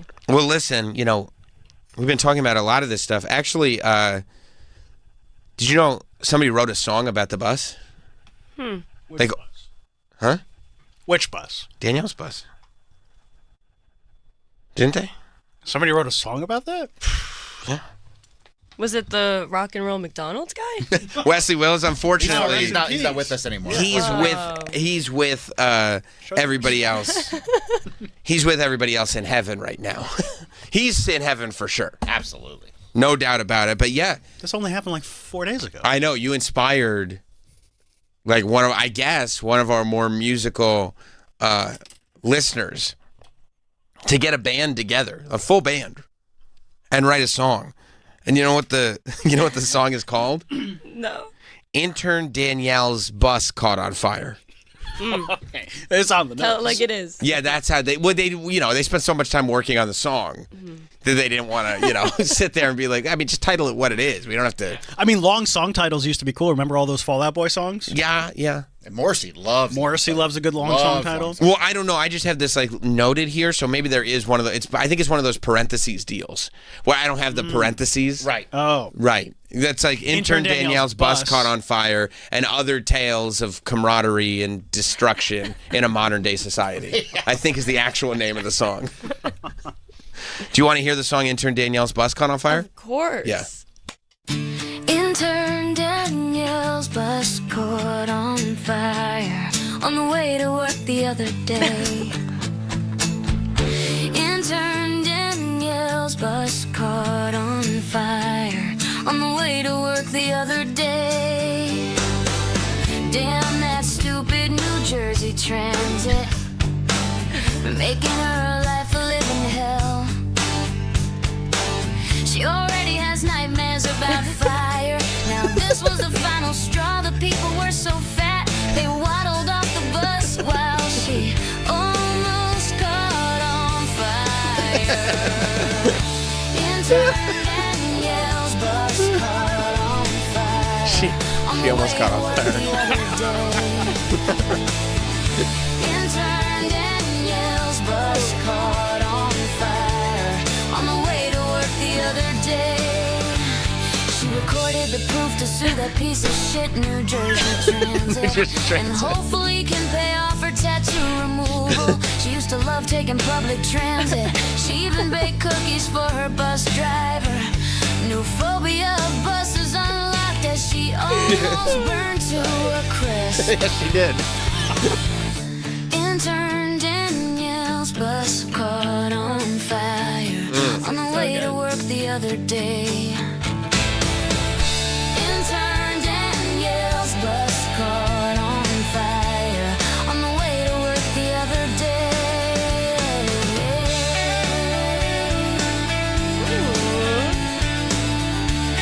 Feels like it could be on Dawson's Creek. For sure. I was gonna That's say, weird. This is my favorite genre. Like, Female singer-songwriters yes. of the 90s. Yes. I like them too. Wow. Wow. That was great. It's better than anything on Taylor's new album. You think so? I think so. Wow, that beats Wood? Wow. No, that was really, really good. That was really, really good. Whoa. And it was true. You did almost caught on fire. It almost burnt to a crisp. Yeah, you would have been burned. I mean, if you were on fire, you would have been burned. Where's Danielle? Oh, she's a crisp. There's nothing left. No. You wouldn't believe how hot this fire was. There's literally no bones, no nothing. She's evaporated.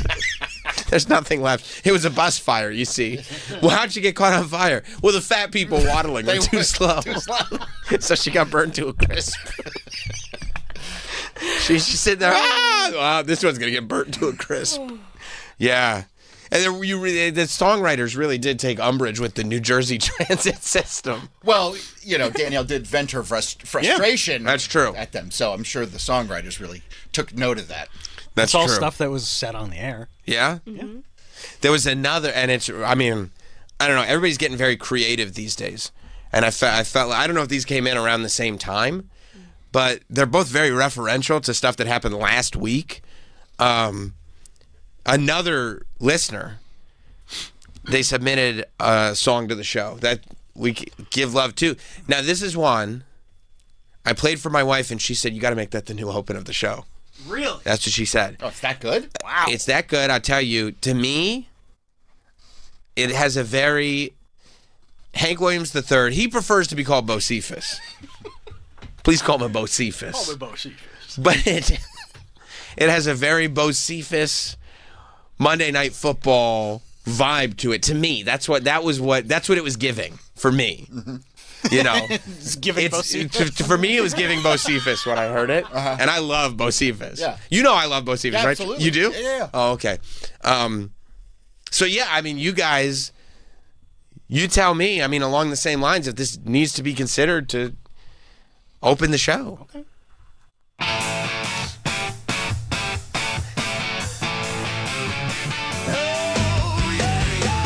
Oh, that does sound very Bocephus. That's right.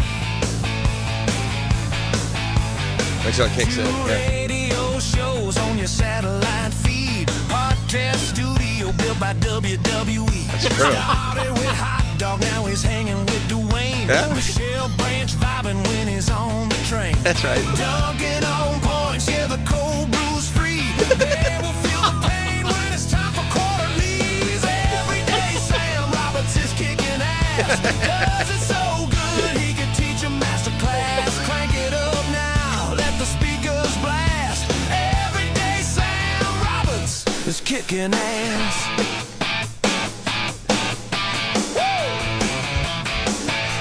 He's got his own action figure with a large bulge. When it's time for tendies, he's not afraid to indulge. Shoes always stay on, cause he's built for action. So many pics with celebs that he won't ever post. That doesn't rhyme. Sam shrugs it off, yeah, he don't give a shit. Nice. Lives in Alicia Silverstone, plays it like a pro.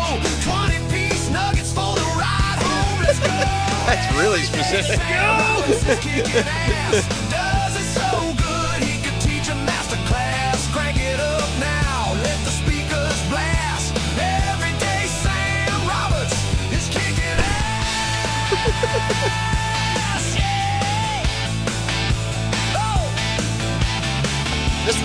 It rips. It does rip. This is so good. It's so good. Opening cards with Triple H, no fear. Then The Rock says, come to my movie premiere. Ladder of Steel hits the garage before close. Built different. Proof is in the show. All in a day's work, throw the windows down. Rolling down the street with the titties out. Bagels loud, Hooters wing, munching, fountain soda sipping. King of the grind, never stops the ass kicking. Every day Sam Roberts is kicking ass. Does it so good he could teach a master class. From the shows to the podcast. Every day Sam Roberts is kicking ass. Every day. Woo! Kicking ass. Sam Roberts. Built to last. Wow. Whoa. That was huge. That was huge. It's hard to argue with any of that. I couldn't find any factual errors, that's for sure. It's maybe the greatest song I've ever heard. A lot of very specific references. A lot of references from last week. Last week specifically. Yeah. Yeah. Well, last week was a great set of shows. It was. We did really well last week. We all did really well last week. And if, somebody's inspired by that. Yeah. Yeah. You know what's crazy? And I guess they have a male and a female singer. It came from the same. Those are AI. Both those songs are AI. I've never been a bigger fan of AI. AI did both of those songs. That's insane. Nuts. Like, it should be so difficult and costly to get something like that done. But it's not, I guess. It's really not, I suppose. That really sounds like Monday Night Football. Yeah, it sounds like Bocephus. Kicking ass. There's like a melody to it. There's an arrangement, and even in Danielle's, it's a completely different style. There's an arrangement there. It sounds human. Yeah. You made those on AI, Troy? Yeah, I was sitting there in my underwear all weekend just giggling in front of my computer. So did you write the songs, or are the songs written AI too? Yeah, so Mike came up with a couple lines. I filled in the rest, filled out the song structure for yours. And then, because yours has more words. Yeah, so you have to kind of structure out. You have to tell it what you want it to, the structure. Okay, here's the chorus, here's the verse, here's the chorus, bridge. With Danielle's, I just had a couple lines, and then it just kind of put the lines in that sort of flowed. Wow. And then put it into this program, Suno. You can go on the internet and use it. It's free? You have to pay for it. But not much. Not much. It's from the joy that it brings you. I mean, it does. We're crying laughing. I mean, I've been making songs about everything. You have? Everything. You're just like, what's one thing you would just make a song about? I made a song about my wife Clarice. I said she was Chef Clarice Lamb is the best chef in all the land. I said she's making her husband fat. She don't care. And then you played it for her. Yeah, look what I did for you. I made it into a '90s alternative pop song. That's great. She loved it. She loved it. Loved it. Now, do you have to write every song, or are some of them written in AI as well? Well, you could go into I could go into ChatGPT and say write me a song about this topic, and it's going to be a 90s alternative rock song, and then it'll give you something. Right. You have to edit it a little bit. Sure. It's going to give you some stuff that you don't care about. Tweak it. And then you put it in Suno, and then you say, I want this song to sound like this. Right. And then it'll give it to you. And then it gives you two versions, and then you can keep doing it. You keep generating more and more songs. Do you say I want it in the style of Hank Williams III? No, I put in, I think for that prompt, 2000s rock, but I guess the Kickin' Ass sort of has that. Because it came out very Bocephus. The song, it sounds like that. Yeah.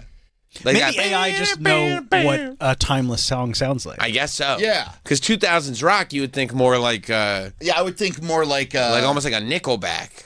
Yeah, or something. I mean, I guess 3 Days Grace? Yeah. Yeah. But I guess the Kickin' Ass line really kind of makes it seem like it would be a little bit more like... When you put it in, did you put kicking or kick in? Kickin'. That's cool. Does it come up with the rhyme schemes, or do you? That was I just took lines and just started figuring it out. And right. And then I had to kind of... You heard some of them don't rhyme. But that's kind of like... Songs do that sometimes. Yeah, sure. Wait, so you came up with the rhymes? Yeah. Yeah, because Bold and Indulge was good. Yeah. It was a good one. I mean, you go to... so there's a fair amount of you and Mike writing. Right. But then you go on Rhyme Zone and you put in Bulge. Sure. And see what what rhymes with bulge. Right. That's the only one he does. And what were you wearing when you were doing all this? I was sitting there in my underwear in front of my computer with Toots. Going. Just giggling. Playing it for Clarice. She Yeah. loved it. Yeah. Writing songs for her. I've written songs for him. For you. There's more. Yeah, I've written more songs for you, Sam. Really? I have. Weird. What are they about? Well, we got into a heated discussion where you had claimed, and rightly so, that you're the king of chicken fingers. Oh, I did say that, and I stand by it. Yeah. Okay. Yeah. So Okay. I was like, well, this is an excellent point, and then I was inspired to create a song. Musically, you're inspired. Yeah. How's that go? Do you have a specific one? They're all so good. I feel like you could. There's multiple. Yeah. 4. Okay. I should have probably narrowed it down a little bit. But you like them all. It's like your children. You can't just have one favorite. It was hard to say. All right, well, I'll give Sam the choice. Do you want to hear the 3-minute song, or the 1.5-minute song, or the 22-second song, or the 2-minute song? Oh, the 2 minutes. 2-minute songs pretty. They're all pretty good. Maybe not 3-minute one so long, but Let's go 2 minutes. Let's go 2. All right. Oh, shit.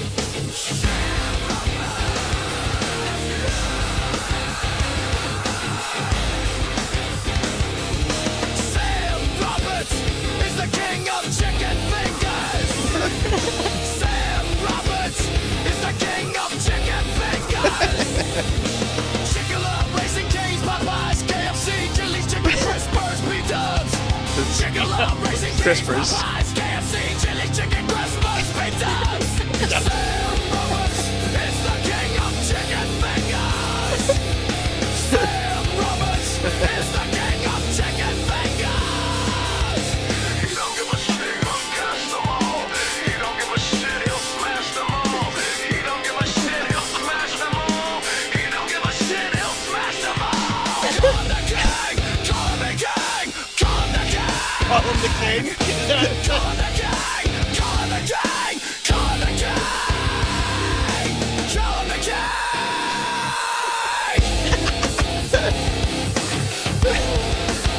I'm chicken fingers.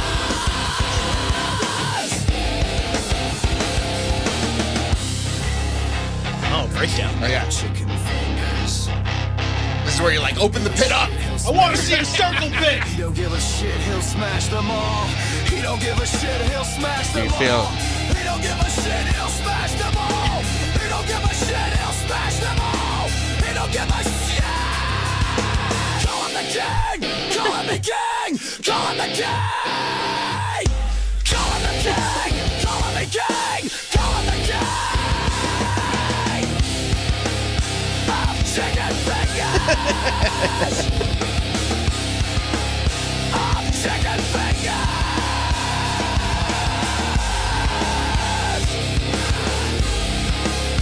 I'm chicken fingers.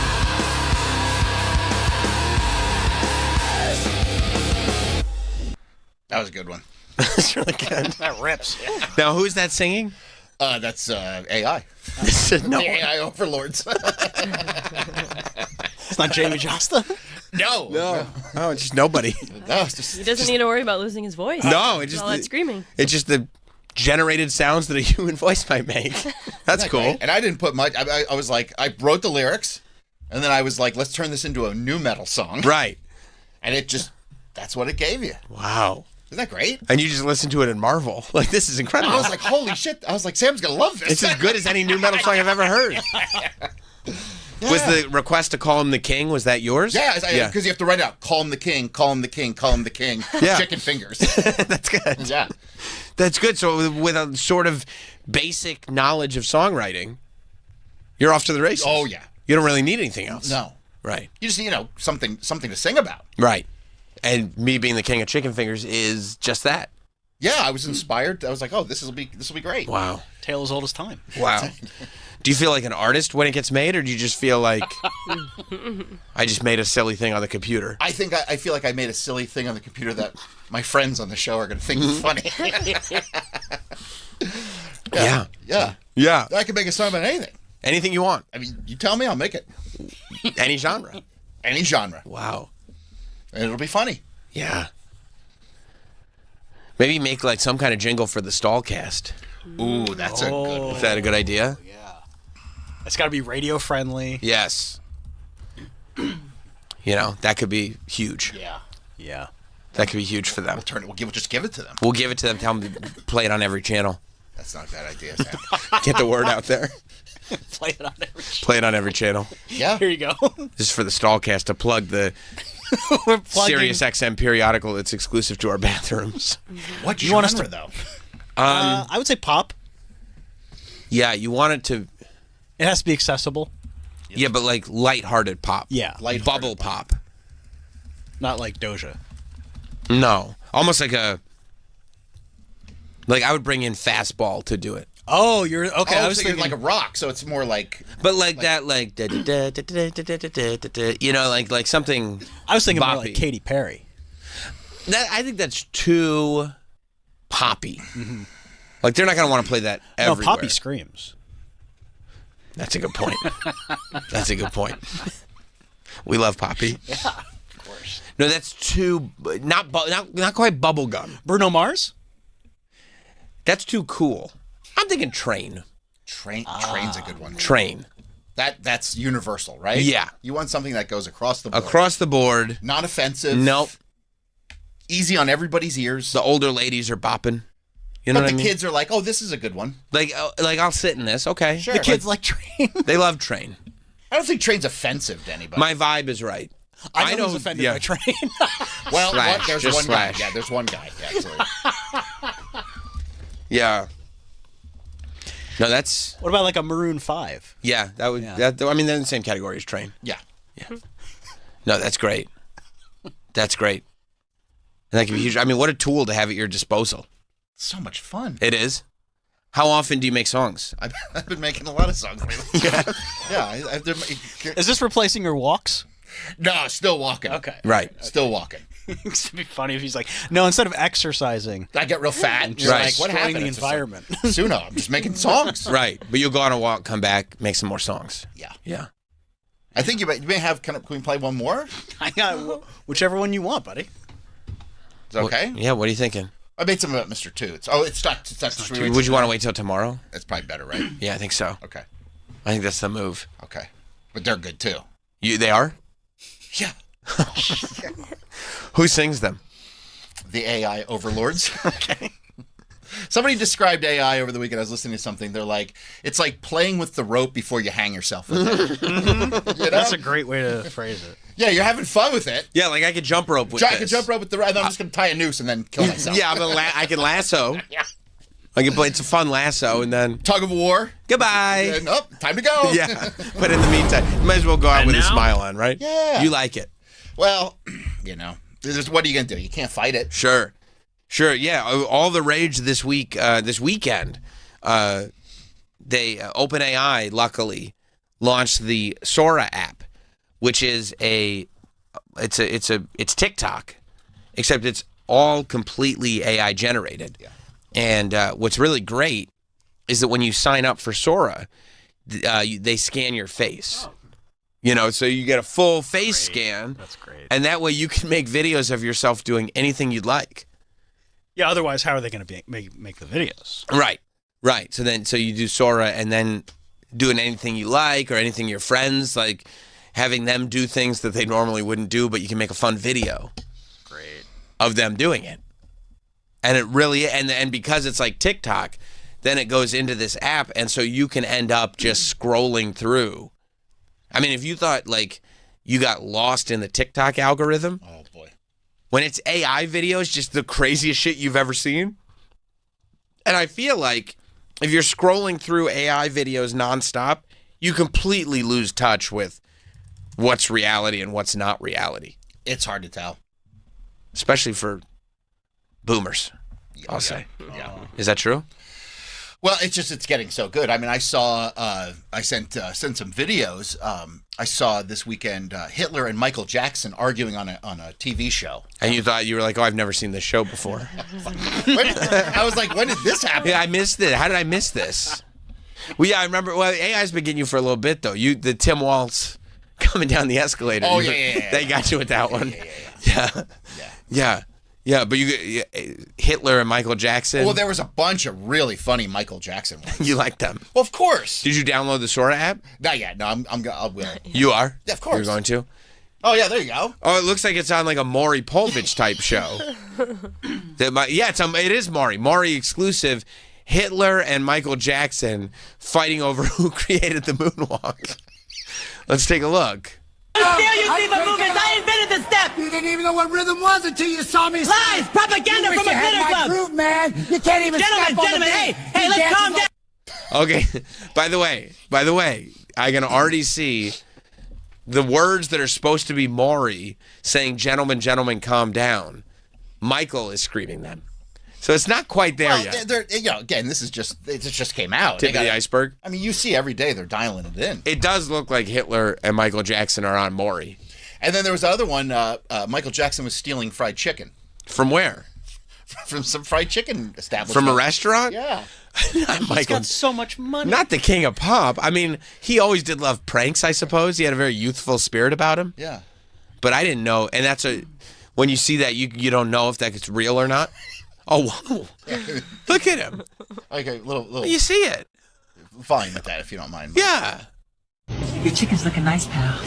Woo! Oh, he stole my chicken! Got a crispy treasure, can't slow me down. Hot and golden, I'm mad at this town. Move, Friday victory. Well, get back here. Run, spin, slide, I'm gliding out the door. Fried love in my arms, can't give it up no more. People are very creative. They're creative. Listen. It's destroying the environment. I'm not mad at it. They say it's destroying the environment. Do you know you might be destroying the environment? Yeah, I'm sure. What is it? Because the energy that it takes to make these? Yeah, a lot. Yeah, it does a lot. OpenAI, their data centers will consume, and this is nothing to worry about. Their data centers alone will consume more energy than New York City and San Diego combined. In how long? Just like now. Regularly. Yeah. Okay. Yeah. Combined or separate? Combined. It's a horrible. It's not either or. It's both. It's an and situation. New York and San Francisco. Huh. So when your energy bills go through the roof. They're going to charge me for their energy? Well, yeah. I mean, it's going to be strain on the grid. Oh, yeah. They're taking a lot from the grid. Mm-hmm. They split that up evenly? The grid? Yeah. No. No, you'll be paying for that. Ah, shoot. But look how fun it is. But Michael Jackson stole some fried chicken and then danced around. Well, he was singing about it. I stole your fried chicken. Can I see that again? Because it might be worth it. The slop might be worth it. It might be worth it. That's what they call it, right? Slop? Your chicken's looking nice, pal. Woo! Yo, he stole my chicken! Got a crispy treasure, can't slow me down. Hot and golden, I'm mad at this town. Move, Friday victory. Well, get back here. Run, spin, slide, I'm gliding out the door. Fried love in my arms, can't give it up no more. Hey! Changed his clothes. It's pretty good. It's pretty good slop. I'm not worried about the slop, to tell you the truth. Good. A lot of times I'm paranoid. Like, the data center's probably bad. But I don't know. I feel like, it's the same way brain rot is a thing, slop is a thing. But, like, I don't think that slop will replace people's need to actually see a story. People will always love good stories. I think what it will do is eliminate the middle ground. Like, stuff like this is why shitty sitcoms will never come back. It's why, like, movies that are just, formulaic and made to, like, cut and paste, make a profit. Cut and paste, make a profit. I think stuff like this will stop that because there's no tangible good story there anyway. And that was just a heightened version of slop because we didn't have access to this. What about Tilly Norwood? Tilly Norwood, I mean, she's so hot, dude. Do you want to book her? She's so pretty. I would even do a Zoom with her. You would Zoom with Tilly Norwood? I think so. If that's all she could do, I would do it. But I don't think that, like, stuff that is well produced, because even on YouTube, it's not like brain rot takes away really well produced stuff. Like, really well produced stuff still does well, and really good stories, whether it's in movies, whether it's in television, whether it's whatever, all that stuff, if it's a good story that is produced well and it's good, it all still survives. Yeah, but we're in the infancy. I mean, you're looking at this and you're like, well, that's not going to replace, reels. But like, this is so new. Well, I think it's only going to get worse. I think it could replace reels. This was going around over the weekend. People honestly thought this was real. Did you see this? I did not. I would love to, though. No, I didn't see this. Yeah, this is. Ready? Fire it! Here we go.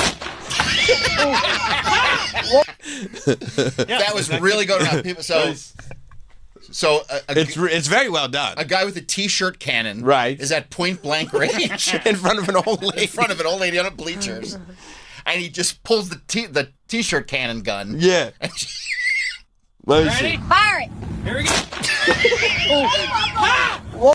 It's really good. And people were like, "Oh, this is they thought it was real," and people were like, "No, this is AI." I mean, if you just saw that, I mean, as ridiculous as it is, obviously you'd be like, "No one's going to do that." Well, I would hope that an understanding develops that AI is becoming more and more a tool, and people will assume that just because something looks real does not mean it's real. If anything, maybe it will require people to do even the slightest amount of homework. But people don't do that. They don't do it, dude.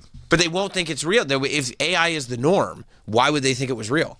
Because you just assume everything that you see is real. Unless- even if you know that AI exists. Unless AI is everywhere. No. And then won't it's even- like, you and won't then even the know what assumption real is. changes. Yeah. You won't know what real is. Which then would take isn't away that the point? I think probably. But that would take away then credibility from being online all the time.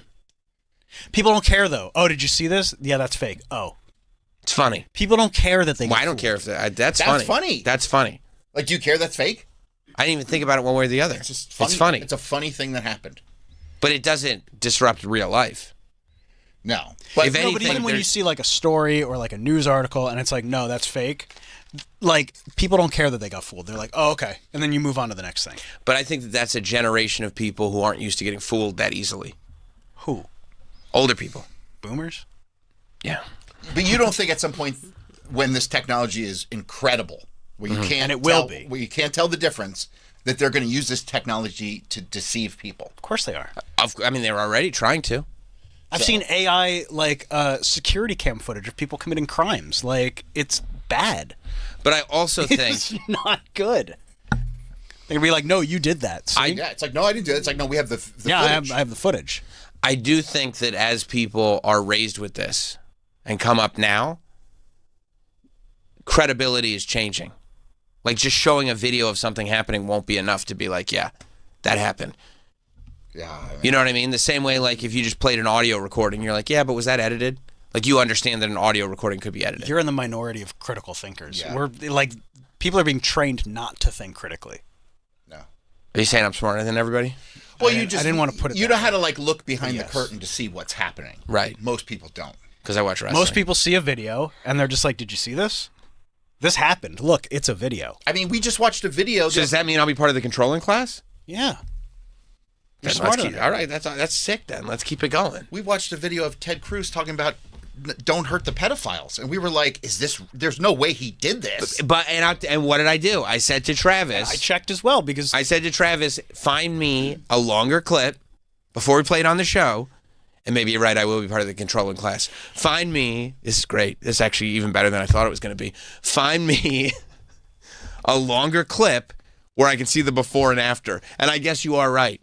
Of everybody that saw that clip, how many people said, I need to find the before and after before I repost or take this seriously? not many.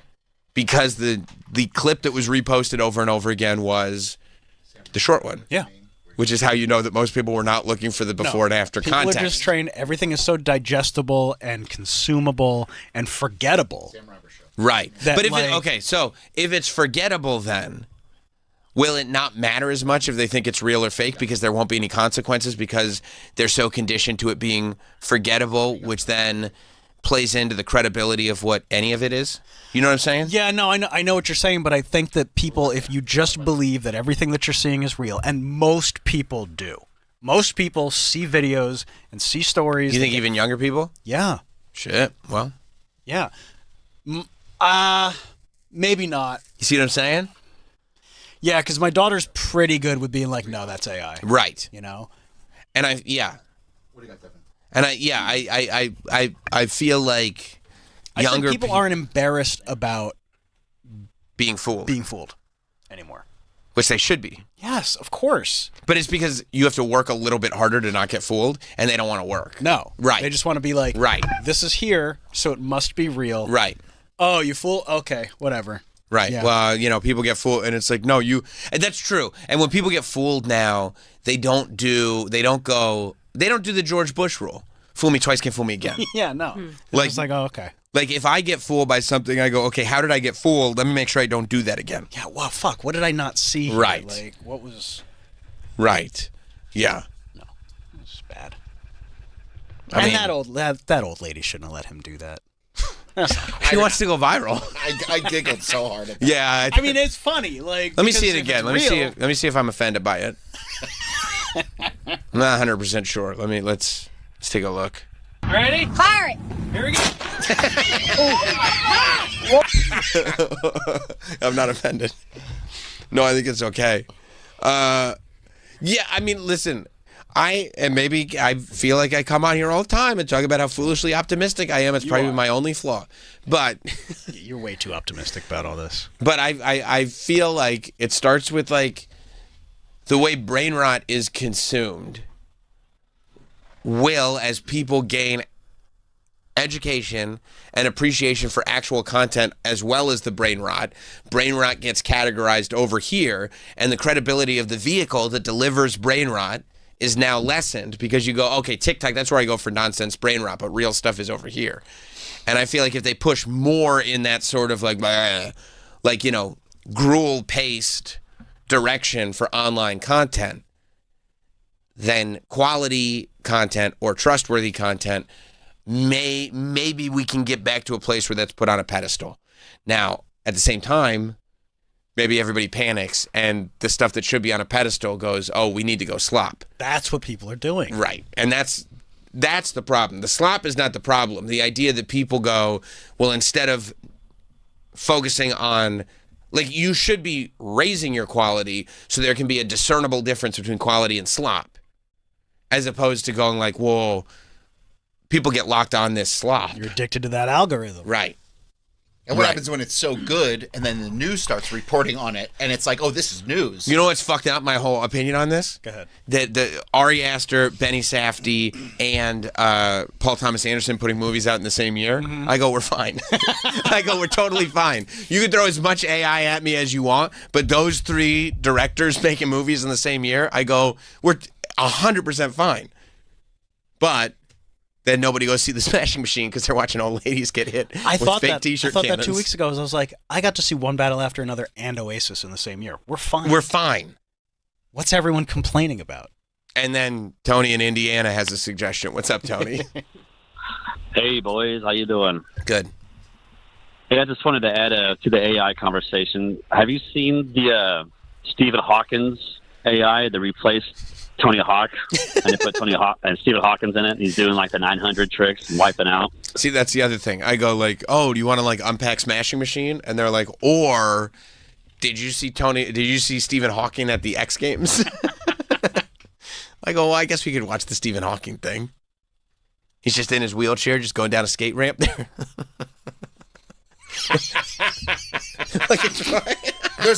I sent you another one, Mike, an email where Troy, he lands it. Do you like that? Yeah, of course. Yeah, listen, but I want Mike to play the right one where he lands it. You like where he lands it more. Because this one he just crashes and burns. Yeah, landing a trick is hard. He falls out of his chair. That's so funny. It is funny. And it says Stephen Hawking as the name tag and everything. And you know what the real issue is? Look at this. The Sora label is on it, which is so temporary. They're like, don't worry. Well, you probably have to buy the subscription, and then you can take it off. Right. Oh, yeah, exactly. It'll say Sora on it so everybody can tell the difference. Okay, how about for $5 a month? Oh, yeah, we'll take it right off for you. Because, look, there's a TikTok logo right under it. Yeah. They can put a TikTok logo on it. Sure. Yeah, but, okay. You see what I'm saying? Yeah, but why would Sora want to remove... Because it's like CapCut. When you use the free version of CapCut, it throws CapCut on it. It puts the CapCut logo on it. Now you buy the version of CapCut, or you license it, and then it takes it off. You don't need it. Literally, they create the logo just for it to be a perk. Yeah. You know what I mean? Yeah, no, you're right. Yeah. Let's go back to All right, I hope he lands this. Okay, now this is an even more impressive one because this is an outdoors one. This is X Games, 1997. In front of so many. Oh, wow. And it says right there it's on the giant vert. Yeah. Yeah, the crowd is... Stephen Hawking dropping in on the giant vert ramp. This is history. Picking up speed, rolling smooth. Look at he goes for the nose. 3/4 of a turn. Yes. Lands it clean. The crowd is losing. Stephen Hawking on dropping the in back on of the chair. I like when he lands, like his head bobs, like he really lands it. Oh.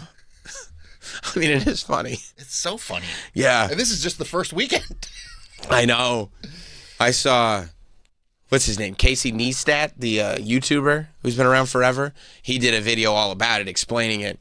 And he showed where he made a video of his wife getting arrested and the cops taking her off. And it was like body cam footage. And his wife is in cuffs just like screaming like, I didn't do this. It's not mine.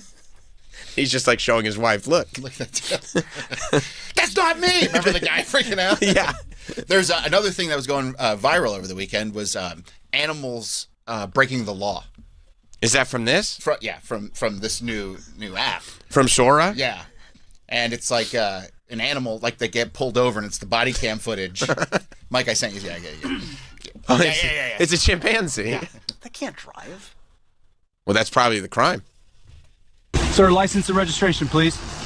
I forgot it at home, officer. Step out of the vehicle. Hey, stop! Get back here! The chimpanzee's driving away. Now, by the way, it's another crime. Chimpanzee's on the wrong side of the car, isn't he? Maybe this was in Europe. Yeah, this is Europe. Oh, it's Europe? Yeah. It's weird state American accents. Okay, maybe they're expats. Oh, but the cop and the... Yes. Oh, okay. Could happen. Okay. Open your mind. No, you're right. Come on, you're man. Right. Yeah. You're right. Get with the program. They probably pay more over there to be a Bobby. That's true. I mean, it didn't look like a Bobby uniform. And, well, we didn't get to... Unfortunately, it was body cam footage. That's true. That's true. Just the sleeves and everything. Yeah, And they'll get better with their prompts, by the way. They will? Yeah, of course. Are you going to get it? Yeah. Yeah. Does this look appealing?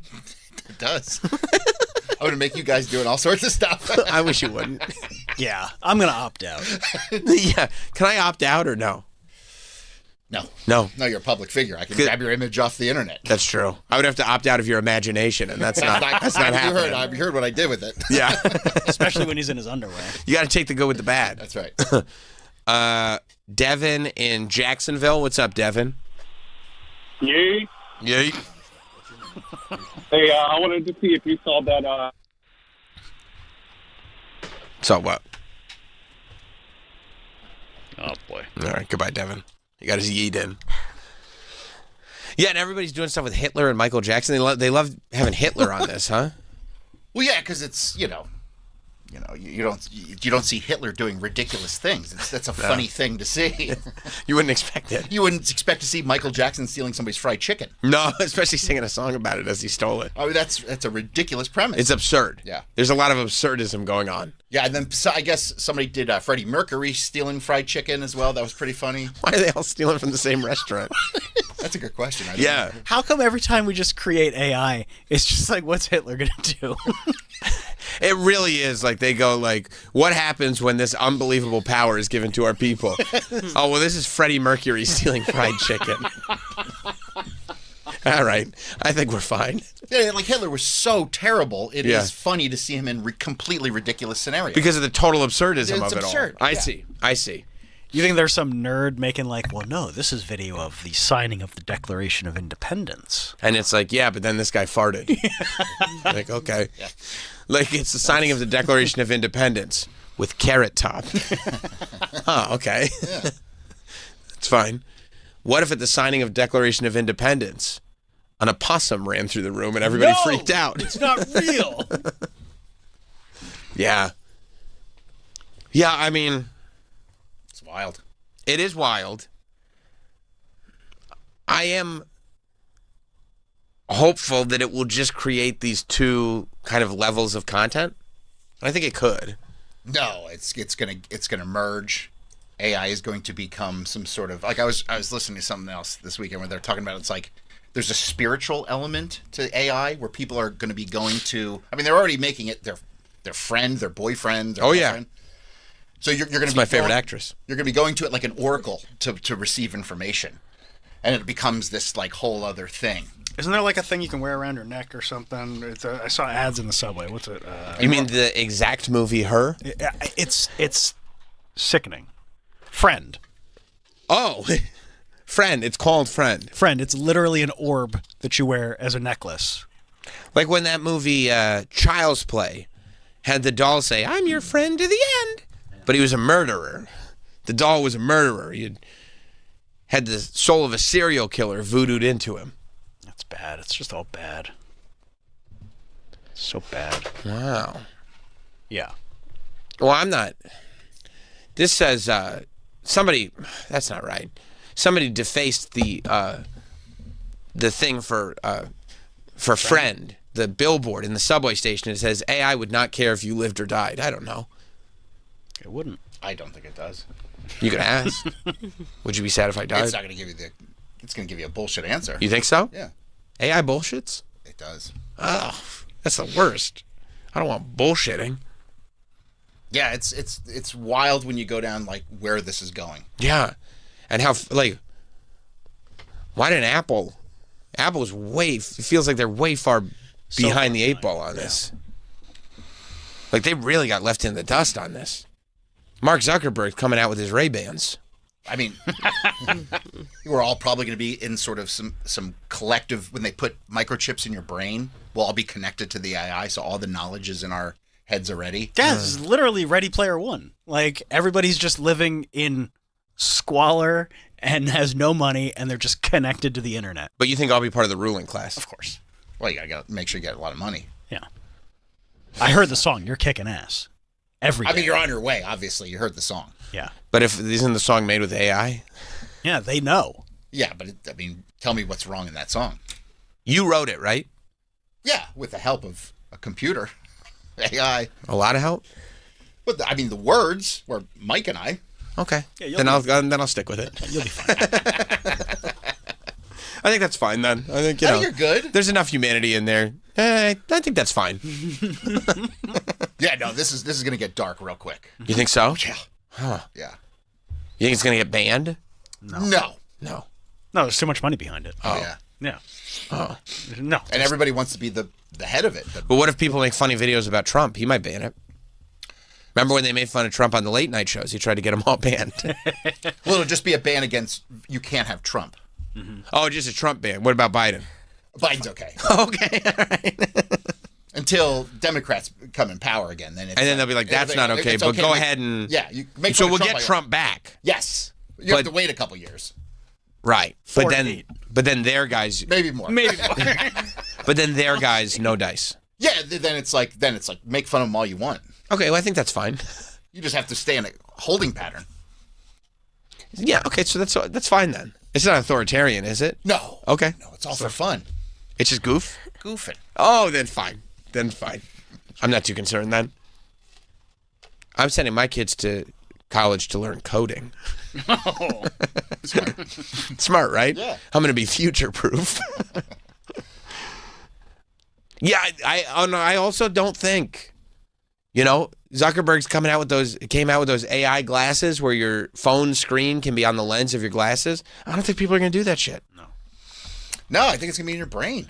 That's more, honestly, I think it is more likely that people would plant a microchip in their brain than agree to have a screen in front of their face all the time. I don't know why these companies keep insisting that the next thing is a wearable. It's not a wearable, dude. Well, they got to get their foot. You have to get their, foot in the door. But this costs, untold billions of dollars. And it's not it. This ain't it. It's not it.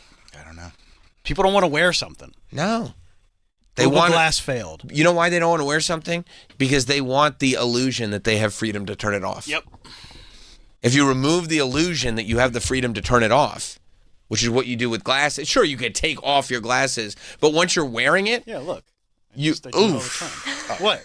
Travis, come on, man. You gotta get one of those like Apple helmet things where we can't see your eyes at all, and don't turn on the video. Oh, you were talking about taking off glasses. Danielle doesn't like it either. She's got her head turned. You got those creepy beady eyes. I thought I was contributing to the conversation. Travis is the only person who wears glasses for our benefit. Just a layer of protection behind those soulless, beady eyes. I thought I was going along with the flow. It's bad. Okay. It's bad. No, but you need the illusion that if I want to turn off my phone, I can. I'm in control here. You should have seen it.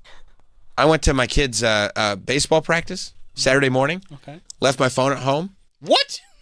Bro, I was in charge. That's insane. I'm the captain now. You left your phone at home? Yeah. By What if- mistake. Oh, okay. But once I got there, I left it at home. You didn't go back and get it? Nope. I really screwed myself. I ducked out to get my Duncan. I drop him off because it's early practice. Yeah. Go to get Duncan, realize I don't have my phone. Had to pay cash. Oh, they gotcha. Yeah. And you didn't even get to earn points. No, just straight cash. So they got me there, but I got How him long back. were you without your phone? About an hour and 15 minutes. That's rough. That hurt. Yeah. I felt stronger for it though. You didn't go through withdrawal? A little bit. Yeah. But it wasn't too bad. And then I felt stronger for it. And then I used my phone the rest of the day. Made up for it. Yeah, that's of course I did. I'm so sorry. Yeah. I'll never leave you again. Yes. I love all the people whose New Year's resolutions was, I want to get my screen time down. How'd that go for you? I don't even try that. No. I gave up on that. I'm trying to get my screen time up. Well, I don't know. I don't know. That's right. I'm trying to get my screen time up. I'm trying to make sure my baths are more temperate. Never cold. Temperate. I want to cold plunge more and less screen time. Wow. Stop lying to yourself. I know. Jump out a window. Yeah. Andy in South Carolina. Hey, how's it going, King? I appreciate the acknowledgement. It's going great. I just had two quick things. First off, a pitch for Stallcast. I think we need a highlight-style Goofus and Gallant between Sam Roberts and Nicole Biggins. Oh, I like that. Also, I'm thinking about getting chicken fingers for lunch today. Any advice on where I should go? Specifically chicken fingers. Probably, do you want a sit-down dine-in experience or do you just want to grab them and go? I'm open to anything, Sam. I trust the king. Well, if you're going to sit down and have company, grab some chicken crispers at Chili's. If you have a Cane's near you, some chicken fingers with the cane sauce would be nice today. That's probably what I would do today. All right, awesome. I appreciate the advice. You got it. Let's go to Matt in Tennessee. What's up, Matt? Hey, dude. Hey, man. I was just there's something about an access code that you have to get to go in that app. Is that like an invite-only situation? You have to get invited to go to the app? Maybe that's it. To go to what? Sora? Or... To be on Sora? Yeah, Sora. It's only temporarily. I don't know. But if that's the case, thank you, but Yeah, if that's the case, number one, the idea, it's to build hype. Yeah. That's nuts. Like the invite only is so that you're like, I would not scan my face. I don't want to do this. And then you see all these fun videos coming out, all these funsters putting videos out. And you go, yeah, I would never scan my face. And it goes invite only. And you go, well, I'll apply for an invite. I'll apply for an invite. And then when you get an invite, you go, well, I'd be a fool not to accept. I'd be a fool. I'd be left behind. Let me scan my face. You know who this fool's? Who? The hot dogs. Oh, he wants it in bad. Like Troy wants in. And he's not ashamed to say that, and he's fine with it. Hot dog's like, invite? Yeah, he wants in bad. And then he'd make the worst ones. He would just make Soras of him at the Soho House. Can you can you make Soras of you making out with chicks? Yeah, they're doing everything. They're doing they're making influencer girls do naked shit. It's bad. You shouldn't be able to do that. And I don't even think guys care. You shouldn't be able to do that. I think they have OnlyFans with AIs? AI. Uh-huh. And I think they even may say this is AI, and guys they don't care. I don't care. I'm in love. It's fucking crazy, dude. Yeah. Yeah. I'm very interested to see how it all pans out. It's not going to go well. You don't think so? It's going to be bad. No. Again, I was getting into this a little bit this weekend, and they're kind of saying this with digital ID. Yeah, and AI, that's bad too. And what's digital ID at the airport? So in the UK, in order for you to work, you have to have a digital ID. When you say they're going to, is this a conspiracy thing, or is this really happening? No, it's really happening. Okay. I think it was the Prime Minister or something, Senate was saying that in order for you to work in the UK, you're going to need a digital ID. What is the guise as to why that's happening? Is it an immigration thing? They're saying it's an immigration thing. They're saying what it's going to do is it's going to be easier to see fraud, to find fraud. So if you're registered in this digital ID, it's harder for people to steal your identity. Yeah, right. All you have to do is give it over to the government? Right. And everything. I mean, they're doing this in China. Oh, that's perfect. China's as free a place as you could get. They're going to monitor your carbon footprint. Oh, that's great. And then will they give you some kind of score to let you know how you're doing? Absolutely. Oh, perfect. I was hoping for that. I hope I score good. Yeah. So I mean, this is you don't have to carry them day to day, but you need it to work. Like what do you need mean it carry? Isn't it an app? It'll be an app on your phone for now. Yeah. But you don't need it every day. What's for now? What's for now? What do you mean for now? Is there a different? Well, Troy's saying for now. Because you see where this is headed. Oh, he thinks it's chip in the brain? Yeah. Gotcha. Yeah. Digital IDs will be used to prove a person's right to live and work in the UK. The BRIC card is planned for introduction by the end of the current parliament to verify the right to work and live in the country. The smartphone-based system aims to prevent illegal immigration by making it harder to use fake documents to gain employment. The digital ID will contain information like name, date of birth, and nationality or residency status, and will be required for all employees. I mean, so you can't just get a social security card? I mean, social security numbers, just like whatever they use in the UK, those are easy to steal.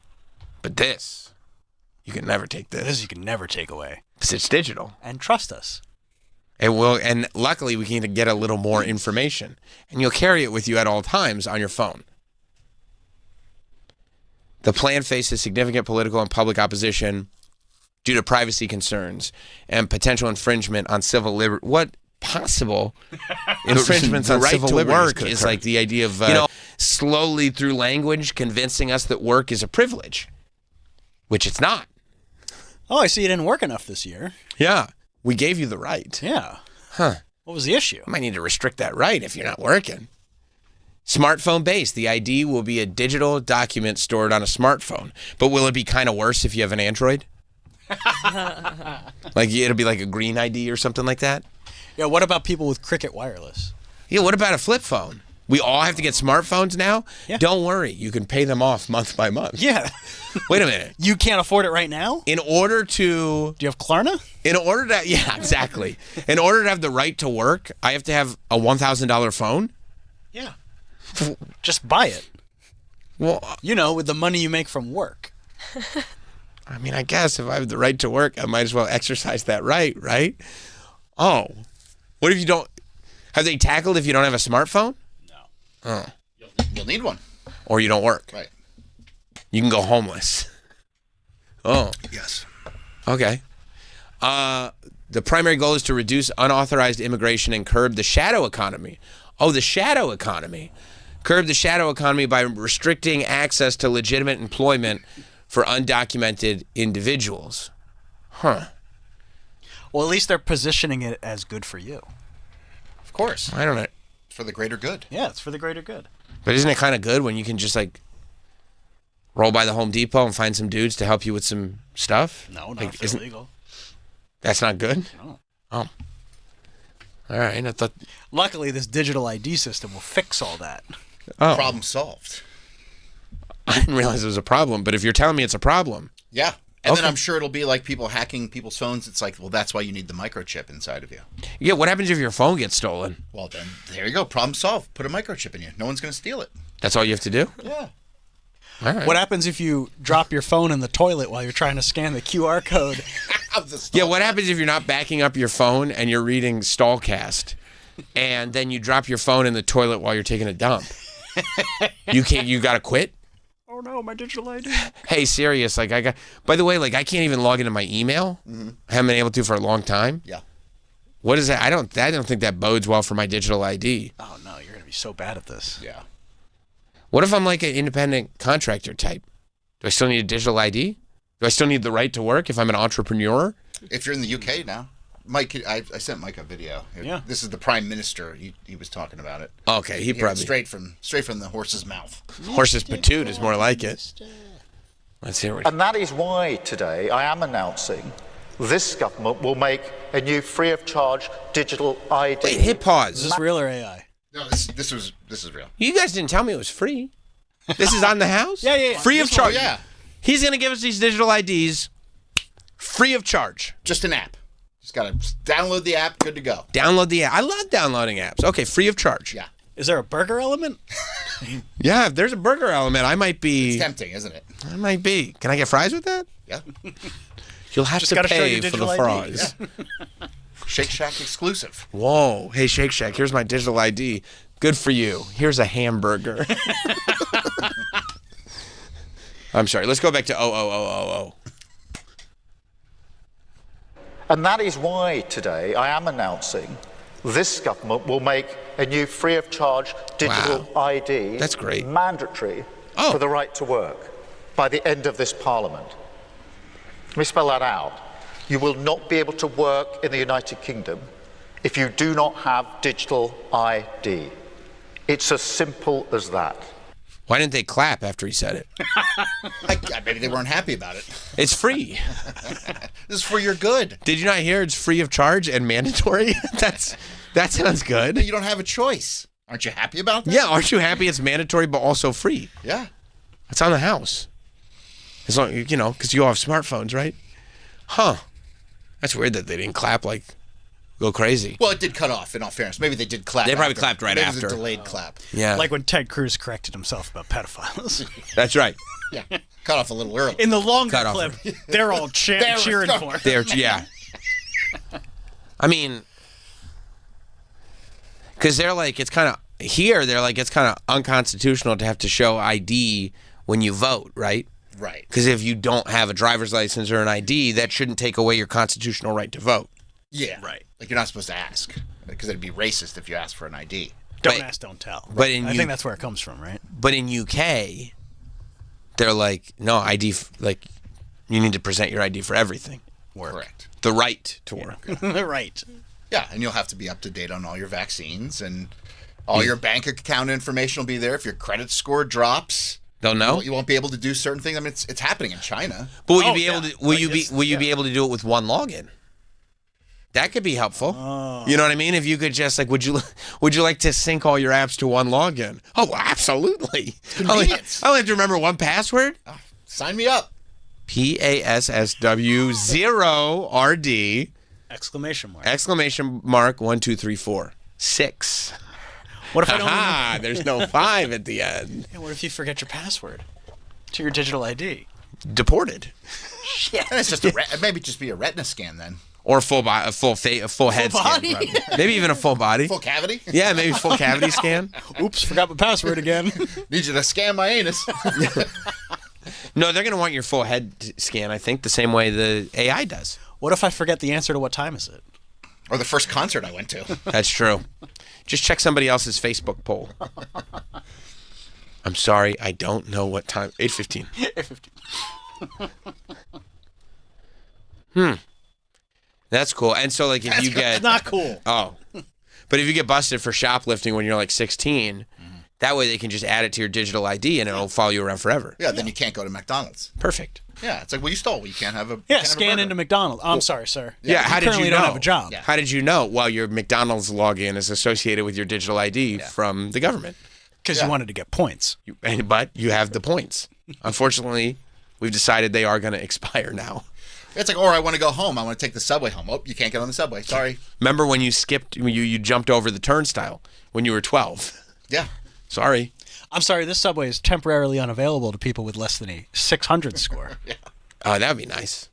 Oh, you're for that? I feel like my score would be high, so I would reap the benefits. And people would be on their best behavior. That's right. And they would do it for the right reasons. Yeah, let's get everybody in line. Yeah. They would do it... No dissent. No. That's right. Dissent is the worst. They would do it due to a high level of morality and not some kind of totalitarian, authoritative governmental body. Correct, because you have to be nice to everybody now. So it's like if you were like, you come in and you're an asshole, I'll be like, okay, Sam, that's it. I'll give you like a low credit score. And then if you're an asshole to everybody, everybody's giving you low credit scores. Now, listen, I can't think of any television show that's warned that this could go poorly. So I'm going to go ahead and say, let's do it. You ever try to get to a wedding? Yeah. Get Bryce Dallas Howard back in here for another town hall. Huh. Are they in the UK? Are they all like, this is great news? They're not happy about it. Yeah, I would imagine not. Yeah. But, I think it's... too bad. Yeah, too bad. You think so? Too bad, so sad? This is what we're doing. Wow. Huh. But, people don't really have to work anyway because AI is going to take all their jobs. So Yeah. They don't need the right. You just sit home. Right. Like, okay, you don't... How are you going to afford your home? It's a good question. Maybe have AI make you some money or something? I don't know. Yeah, maybe you have to make funny AI videos? Monetize it? I guess, but... Funny clips? It just feels like competition is going to be... Through the roof. I mean, yeah, it's going to be... I feel like the you'll just constantly grind for pennies. That could be okay. And think about how funny shit's going to be if everybody has to work for it. Right. And what's great is that, like, all your senses will be completely dulled. Right? So you just go like this. So that could be good. Huh. Probably just start pulling my teeth out. I should think about getting into politics. Maybe that's what I'll do. Honestly, if you want to make money, just trade whatever stocks Nancy Pelosi's trading. Oh, yeah, I do. Yeah. I'll get on that Nancy Pelosi. Whatever app they use. Or see what the Mad Money man Jim Cramer's up to.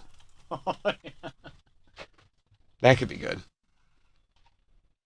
I think it's all bad. All right, what are you going to do? Seems good to me. That's the attitude. Well, it's like, what are you supposed to do? I mean, like, what if you see this happening, you see it's coming towards you, what do you do? I guess make songs in your underwear? I don't know any other I don't have any other choice. Right. I mean, did you not laugh when I played that for you? Hysterically. It's a really good song. Okay. Did you like Danielle's song? Very much. Remember when we were about her being burned to a crisp?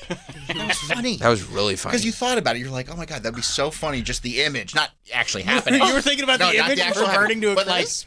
The songwriter is explaining that she almost burnt to a crisp. It's like, why did you take it that far? Right. And that's what makes it funny. Yeah. And it didn't really happen like that, right? Like you got off okay. But the songwriter was painting a picture. Right. I mean, maybe the answer is to instead of while you're doing AI fun and goofiness, to also focus in on things that exist outside of AI and develop skills and talents, add humanity, try to add as much humanity back into life as possible. Touch grass. Touching grass would be a big help. You could do that. You could, but I think a lot of people are going to choose against it. They're going to go more the songs and stuff? Well, because that's funny, right? Like what's happening right now in front of me. Right. That's a lot of people's attitude. Because we're kind of at the point now where people will go like this, oh, can you believe I made this in AI? And I go, yes. I know how AI works. You know what I mean? I'm not impressed. Like when you do something that is creative and make a joke about what we're doing on the show, yeah. But like if somebody's just like, look at this picture I just made in AI, I go, okay, fine. Well, you have an agent that loves doing that. Look how much happiness that brings all of us. But it also brings us happiness because we know his other clients are waiting patiently on hold. That's a great point. That's what's really funny. That's about where the humor lies. The humor lies within. Well, first of all, they're great pictures. He does a really, really good job. And second of all, from the hours of 8 a.m. to 11 a.m. Eastern time, all of his other clients are just waiting on hold. Yeah. Because he has to do his cat AI stuff for us. Because he likes it. Somebody hit me up the other day and was upset because there's nowhere to see all of this great work that Tony is well, I think producing. We post a lot of it on our stories. On our stories. Yeah, if you go to Sam Roberts SXM on Instagram. Okay, good. There was some upset the other day. No, tell him not to worry about it. Okay. Eric in Colorado. What's up, Eric? Morning, Sam. Morning. So, first off, regarding your new song, Cut It in Half and It'd Be Perfect. But secondarily, Homeland Security announced last week they're rolling out software to track you. Oh, great. Across and use your social media to track you. Oh, that's perfect. Nothing wrong with that whatsoever. And for no reason. Like, you don't have to have just cause or anything. No, there's no reason. Yeah, no. It's for security. No. It's What's for wrong, buddy? security. I got something in my throat. I feel like we're talking too much about this stuff. Wow. Yeah. So that's supposed to be starting here. I think they've already started rolling it out a little bit. Probably just for the bad guys, though, right? You all right over there? You okay, bud? What's going on? Just got a little frog in my throat. Shake it off. No, maybe we should change topics. Break? Yeah, let's take a break. You gonna be okay? I'll be all right. I'm already getting better. Okay. Congratulations to all of us in humanity. Yep. For this is a win. Big win because Stephen because Hawking. of the songs? The song, Stephen Hawking on the wheelchair. That was funny. That was funny. Really funny. Michael Jackson stealing fried chicken. I'll watch that all day. The woman getting shot by the t-shirt. Oh my God! And nobody gets hurt. Nobody got hurt. That's the point. Just Nobody AI. gets hurt. But a lot of laughs had.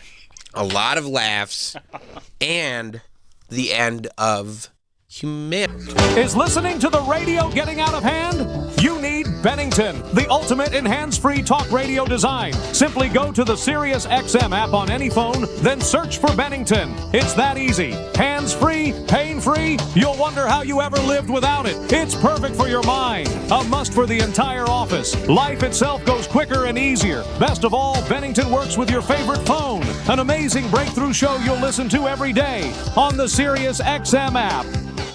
Hey, it's Taylor, and we're celebrating a brand new era. Are you ready for it? With a broken heart. Welcome to the life of a showgirl on my channel. Now for a limited time. You got that dream look in your eyes. Taylor's Channel 13 on Sirius XM.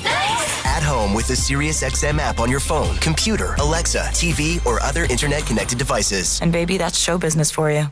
Hi, I'm Steven Singer. Yep, that's me, the I Hate Steven Singer guy. People ask me all the time, what does this mean, I hate Steven Singer? Well, maybe this is the reason. Here's one of my competitors' ads. Wow, Mike's Jewelers is having their anniversary sale today. Everything is 70% off. Boy, I hope you didn't buy something at Mike's Jewelers yesterday, because if you did, you just got screwed. At my store, we don't play pricing games. We don't do that type of crap. We wouldn't treat our friends like that. We only have one price. One place, one price. You'll never have to wheel and deal. You'll never have to negotiate. You'll never have to play some bony sale pricing games. We just don't do that crap. Come to my store and feel the difference. You'll have fun buying a diamond for somebody you love. Buy real jewelry from a real jeweler. Steven Singer Jewelers. One place, one price. Visit me, the real Steven Singer, and find out why most other jewelers in America hate me. On the phone, 888-I-HATE-STEVEN-SINGER. Online, IHateStevenSinger.com. And our flagship store at the other corner of 8th and Walnut in Philly.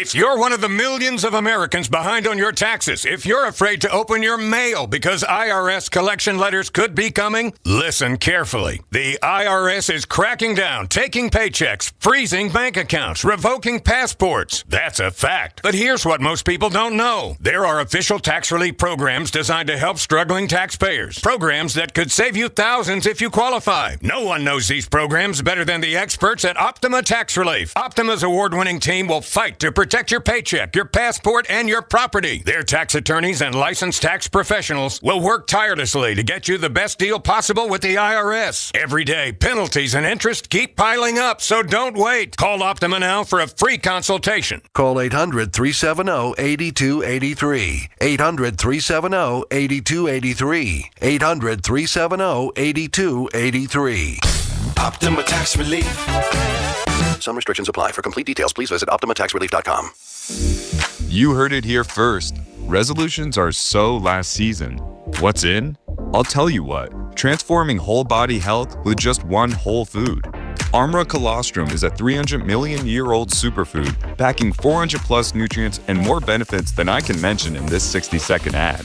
Stronger immunity, ease bloating and constipation, revitalize skin and hair, stronger recovery and performance, and elevated mood and focus are just a few results clients see and feel.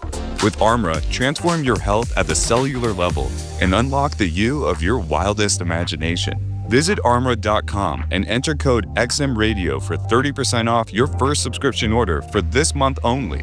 That's ARMRA.com, code XMRadio for 30% off your first subscription order. These statements have not been evaluated by the FDA. This product is not intended to diagnose, treat, cure, or prevent any disease. The elite shine when the spotlight is the brightest. And it doesn't get any brighter than MLB's postseason. Shohei Ohtani unloads a 3-run home run. Hear every crucial moment unfold with the hometown announcers on SiriusXM and the SiriusXM app. And the magical season is not done. And talk about the drama of the postseason on MLB Network Radio, Channel 89.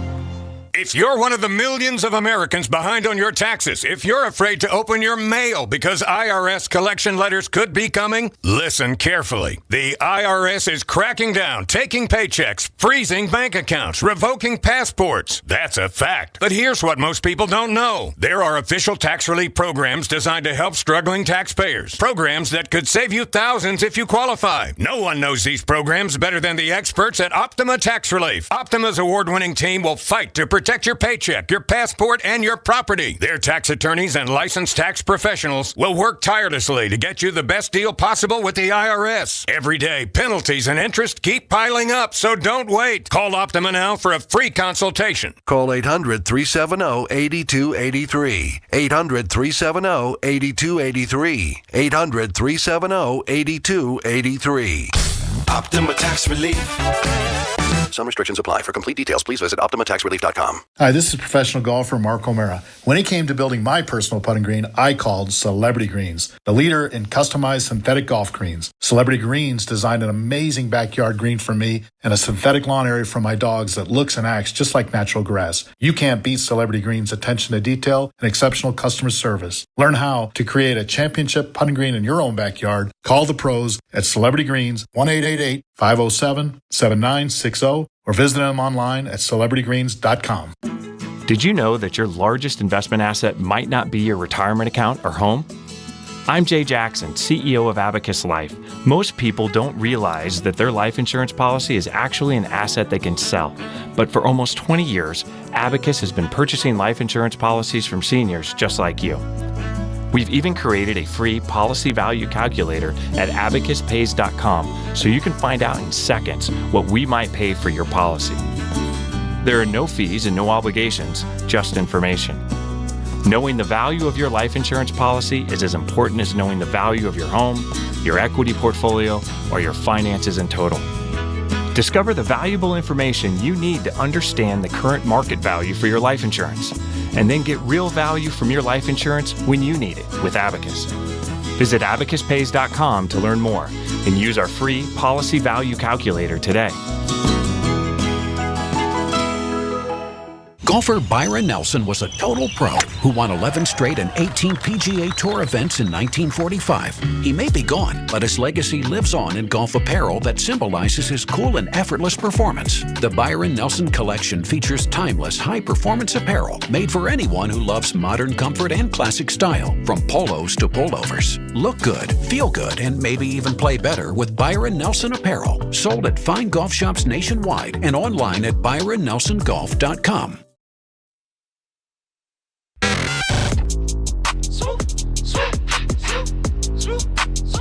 We're back. With Sam Roberts Show. We about to fuck the city up with this one.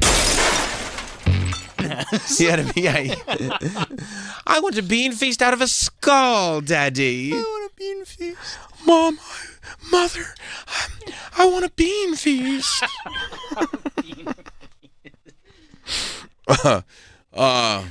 It is maybe the worst part of that movie. Well, it's a colloquial British term for a celebration for a feast or party, which is historically referred to an annual dinner given by an employer. No, I believe in the movie I want a feast. She says presents and prizes and sweets and surprises. So along with the beans, yeah, she wants a bean feast. She just wants to eat a ton of beans, and then also have some cakes and presents and whatnot. Right. You know. Daddy, I want to be like Ed Gein. Oh, I can show you how. You'll have to meet Mother. Sounds just like him. I did see that Kristi Noem is getting to the bottom of things again. You know, we're not gonna need digital ID because we are gonna have ice at the Super Bowl. Oh, I thought you said we're getting the Epstein list. No, we're not getting that. We are absolutely not getting that. No, didn't they go on vacation for another 2 weeks? Yeah, that's that. No, we're not getting that. Never. No. But we will get ice at the Super Bowl. Oh, good. Are they delaying swearing somebody in so that she's not the tie-breaking vote? No, we're talking about the Super Bowl. Oh, and okay. Ice. All right. Okay. Because one thing that's happened historically is illegal immigrants pay for Super Bowl tickets. Can't have that. No, and it happens all the time. That's what they're spending all that money on? There's a lot of human trafficking around the Super Bowl because of all the hookers that come into town. But I feel like a lot of the politicians and executives are the ones benefiting from those. Well, everyone likes to have fun. That's Super Bowl week. Yeah, I think they might go, hey, let's get Ice the hell out of here. Yeah, no, they're so obsessed with the fact that Bad Bunny is performing and feeling like Puerto Rican Bad Bunny? Puerto Rico is a foreign country.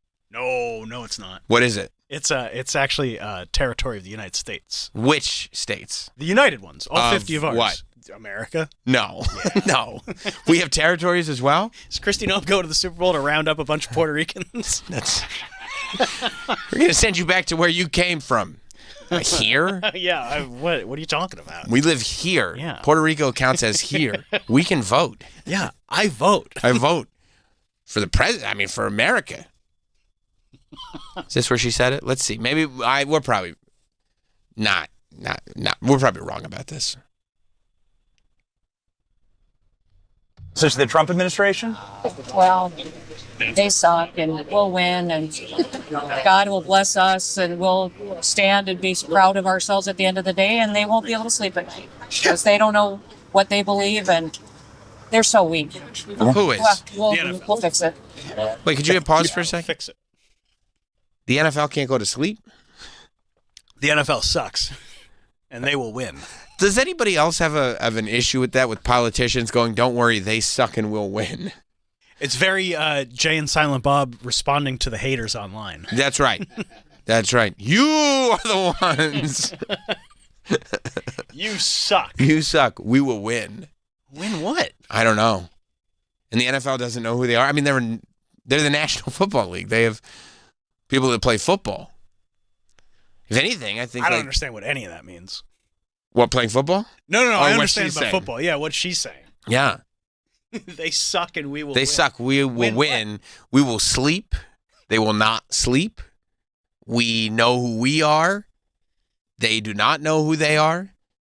We are very attractive. They are quite ugly. I don't know. Vikings head coach is a good-looking guy. That's true. Yeah. Can you go back to the beginning a little bit? There you go. Yeah, let's see.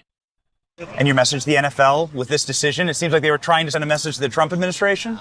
Well, they suck, and we'll win, and God will bless us, and we'll stand and be proud of ourselves at the end of the day, and they won't be able to sleep at night because they don't know what they believe, and they're so weak. Well, we'll fix it. Thank you. Thank you, Madam Secretary. Madame? All right. Did he just say Madame Secretary? Madame Secretary. It's Madam Secretary. Madame. Why did he say Madame Secretary? That was the dumbest thing out of all of that. Why did that guy say Madame Secretary? Is he rising? Why did he say Madame? You think Benny's risen? What is Benny doing? Madame Secretary? Thank you, Madame. Madame Vice President? What? Shut up. It's Madam Secretary. Madame. Madame. Madame. Thank you, Your Highness. Even she was probably like, what the fuck? Did you just call me Madame? Thank God I said some dumb shit, but you you just really took the cleaned it cake up. on that Yeah. one. Thank you, Madame Secretary. Thought I was going to have to shoot another dog to get people to forget what I just said. Yeah. Forgot about that. You forgot about that? She loves killing dogs. She does kill dogs. She said it in her book. Yeah. Puppies, old dogs, it doesn't matter. Killing Dogs, How I Became Madame Secretary. It was a good book. Yeah, maybe he was risen. Maybe he meant hot damn. Hot damn. Oh. Hot damn, Madame. Hot damn Secretary. You're a hot damn secretary. I mean, what the hell is he doing? That guy gets risen. Yeah, he was risen. He was definitely off his game. He was flustered. I mean, she said nonsense, and he was still flustered by it. She said so many words. They don't know who they are. No. So they suck. We'll win. So do they think that Bad Bunny being the choice for halftime was a direct shot at the Trump administration? I think so, yeah. How's that? So he doesn't speak English? All right, well, I was watching SNL. It seemed like he said a lot of English. He's reading the cue cards. Yeah. They were in English. He did one sketch in Spanish. Rihanna's not a U.S. citizen. She performed at the Super Bowl. Nobody cared. She did the She showed vagina everybody. one, right? Yeah. Yeah, but doesn't Bad Bunny dress like a lady sometimes? So does Rihanna. So does J.D. Vance. That's a great point. A lot of good points. Huh. Rihanna's not a U.S. citizen? No. Where's she from? Barbados. Yeah. Huh. Coldplay's not U.S. citizens. They performed a couple of years ago. Where are they from? They're from the U.K. Huh. Wait a minute. Did it destroy society? No. Yeah. Oh, yeah. I remember that. It did. You're saying no, Troy. To your I think where people get angry though is it has to be in English. That's where people get pissed. It's like you could be from another country, but you come here, you speak English. You speak this language. Yeah. They get mad. Right. Now, are they mad that like it's some of the most popular songs? No. Do they take that into consideration at all? Like it's not like he's the most streamed artist in the world. Yeah, I don't think that they were going like we need a non-English speaking artist. And that the NFL is consistently trying to expand its international reach. Yeah, because if they were like, we need a non-English speaking artist, Bad Bunny would be like, I guess I'm out because I speak English. And they're like, could you please sing in Spanish? We don't care what you sing as long as it's in Spanish. We need to send a shot at the Trump administration. It's really a reach. I mean, I think it's a reach, but, what do I know? I don't know. You seem pretty observant. I think they figure everybody who loves football is already going to watch. How can we expand our international brand? You mean like... Let's get the most famous guy in the world. You mean like the same lame conversation we have about the halftime show every year for the last 15 years? Every year. Someone will have a problem with it. Yeah. You're going to let gangsters on the field? These are famous recording artists. They've been famous for decades. Huh. All right, well. I don't know. I'm thankful I don't care. It's crazy. Like, I don't like Bad Bunny. I don't know how you couldn't. It's just not for me. But you'll probably vibe at you in the halftime show. Yeah, I'll watch it You're and not I'll be offended. like, okay, there it is, and now it's gone. Yeah. And I'll get ready for the second half. If you were doing a photo shoot with Hot Dog and he put it on, you'd vibe. Well, I mean, that's different. Like Hot Dog, yeah. I told him to turn it off. Oh, wow. He's trying to create a vibe. It's really weird. What are you doing? Just take a couple pictures and pack your shit up and go. He was trying to get you horny. Yeah, I don't know why. It wasn't a sex photo shoot. The Venusian arts. He was using the Venusian arts. And I didn't want that. It's the timeless art of seduction. That's right. I forgot about the timeless art of seduction. He did say so. What's the type of thing he could have said to me? He said that he was out on not like a journey, but what was it? I've just been out on a. What did Mystery say that you should say? Pulling an epic caper. Caper was the word. Thank you. Yeah. Hot Dog would say caper. A lot of guys out at bars have just come back from pulling capers. That's right. That's right. I'd be like Ocean's 11. I'd be like, no, capers out of my teeth. That's right. Pulling them out. Pulling them out of my teeth. You want some Bad Bunny? I'm gonna put this Bad Bunny on. I'd love to tell you about this caper I just pulled off. On a day like today, nothing can go wrong. Oh, Hot Dog. I'm so intrigued. I must know more. Why don't you pop your shirt off? I'll tell you about it. Yeah, okay. Whatever you say. It's not a sex photo shoot. I wish Danielle had been here when Mystery was in here. Oh. He was in here? Yeah. Oh, yeah. Yeah. Oh, wow. He seduced all of us. He seduced all of us. He got Nicole. And he actually did get Nicole every single time. Every single time he said, let's create a scenario. And he started creating a scenario, and Nicole thought that forgot that he was creating a scenario and just fell into the conversation. There's putty. Yeah. But he did say that one thing you could do to Riz is to go up to a lady and say, I just got back pulling off one of the great capers. And he said that will make them putty in your hands. Wait, is that the same dude as Throat Dini?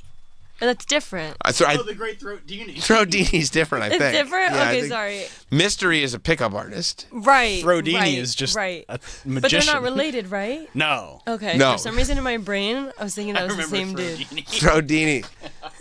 Did we start calling him Throat Dini? You specifically were calling him Throat Dini. And I had to remind you that it was Throw-Dini because he throws knives. I said I think he's Throat-Dini. You said no, it's Throat-Dini. All right. Oh, because he's the guy that also buys serial killer stuff.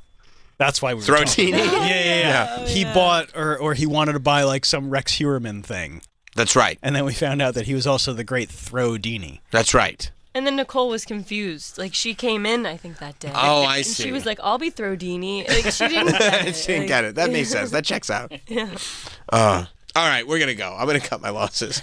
We're gonna get out of here. We'll be back live tomorrow. Don't forget to listen to Satisfying. It's on YouTube now. It's on here on the SiriusXM app now. You can listen to me at noon on the Pro Wrestling channel, Pro Wrestling Nation 24/7. We'll see you guys later. Have a good one. There's more Sam Roberts Show after this. The Bonfire with Big J. Okerson and Robert Kelly. I always say the lady who ran the Broad Ripple, what was that comedy club called out there? Broad Ripple? No, it's Indianapolis. I forget the name of it. Ripple? You tour, Bobby. You've never been to Crackers Comedy Club? How do you not remember food? It's like if they named the club Pizza and Fries. The Bonfire, weeknights at 5 p.m. Eastern on Faction Talk or anytime on the SiriusXM app. Hear every high note, every #1 hit on one channel. I'm Mariah Carey. My music and my stories. And tracks from her new album, Here For It All. On my own channel. Mariah Radio, for a limited time, on now. With the SiriusXM app on your phone, computer, Alexa, TV, or other connected devices. If you're one of the millions of Americans behind on your taxes, if you're afraid to open your mail because IRS collection letters could be coming, listen carefully. The IRS is cracking down, taking paychecks, freezing bank accounts, revoking passports. That's a fact. But here's what most people don't know. There are official tax relief programs designed to help struggling taxpayers. Programs that could save you thousands if you qualify. No one knows these programs better than the experts at Optima Tax Relief. Optima's award-winning team will fight to protect your paycheck, your passport, and your property. Their tax attorneys and licensed tax professionals will work tirelessly to get you the best deal possible with the IRS. Every day, penalties and interest keep piling up, so don't wait. Call Optima now for a free consultation. Call 800-613-8836. 800-613-8836. 800-613-8836. Optima Tax Relief. Some restrictions apply. For complete details, please visit OptimaTaxRelief.com. If you're a business owner with salespeople, how in the world could you say no to this offer? The top 20% of your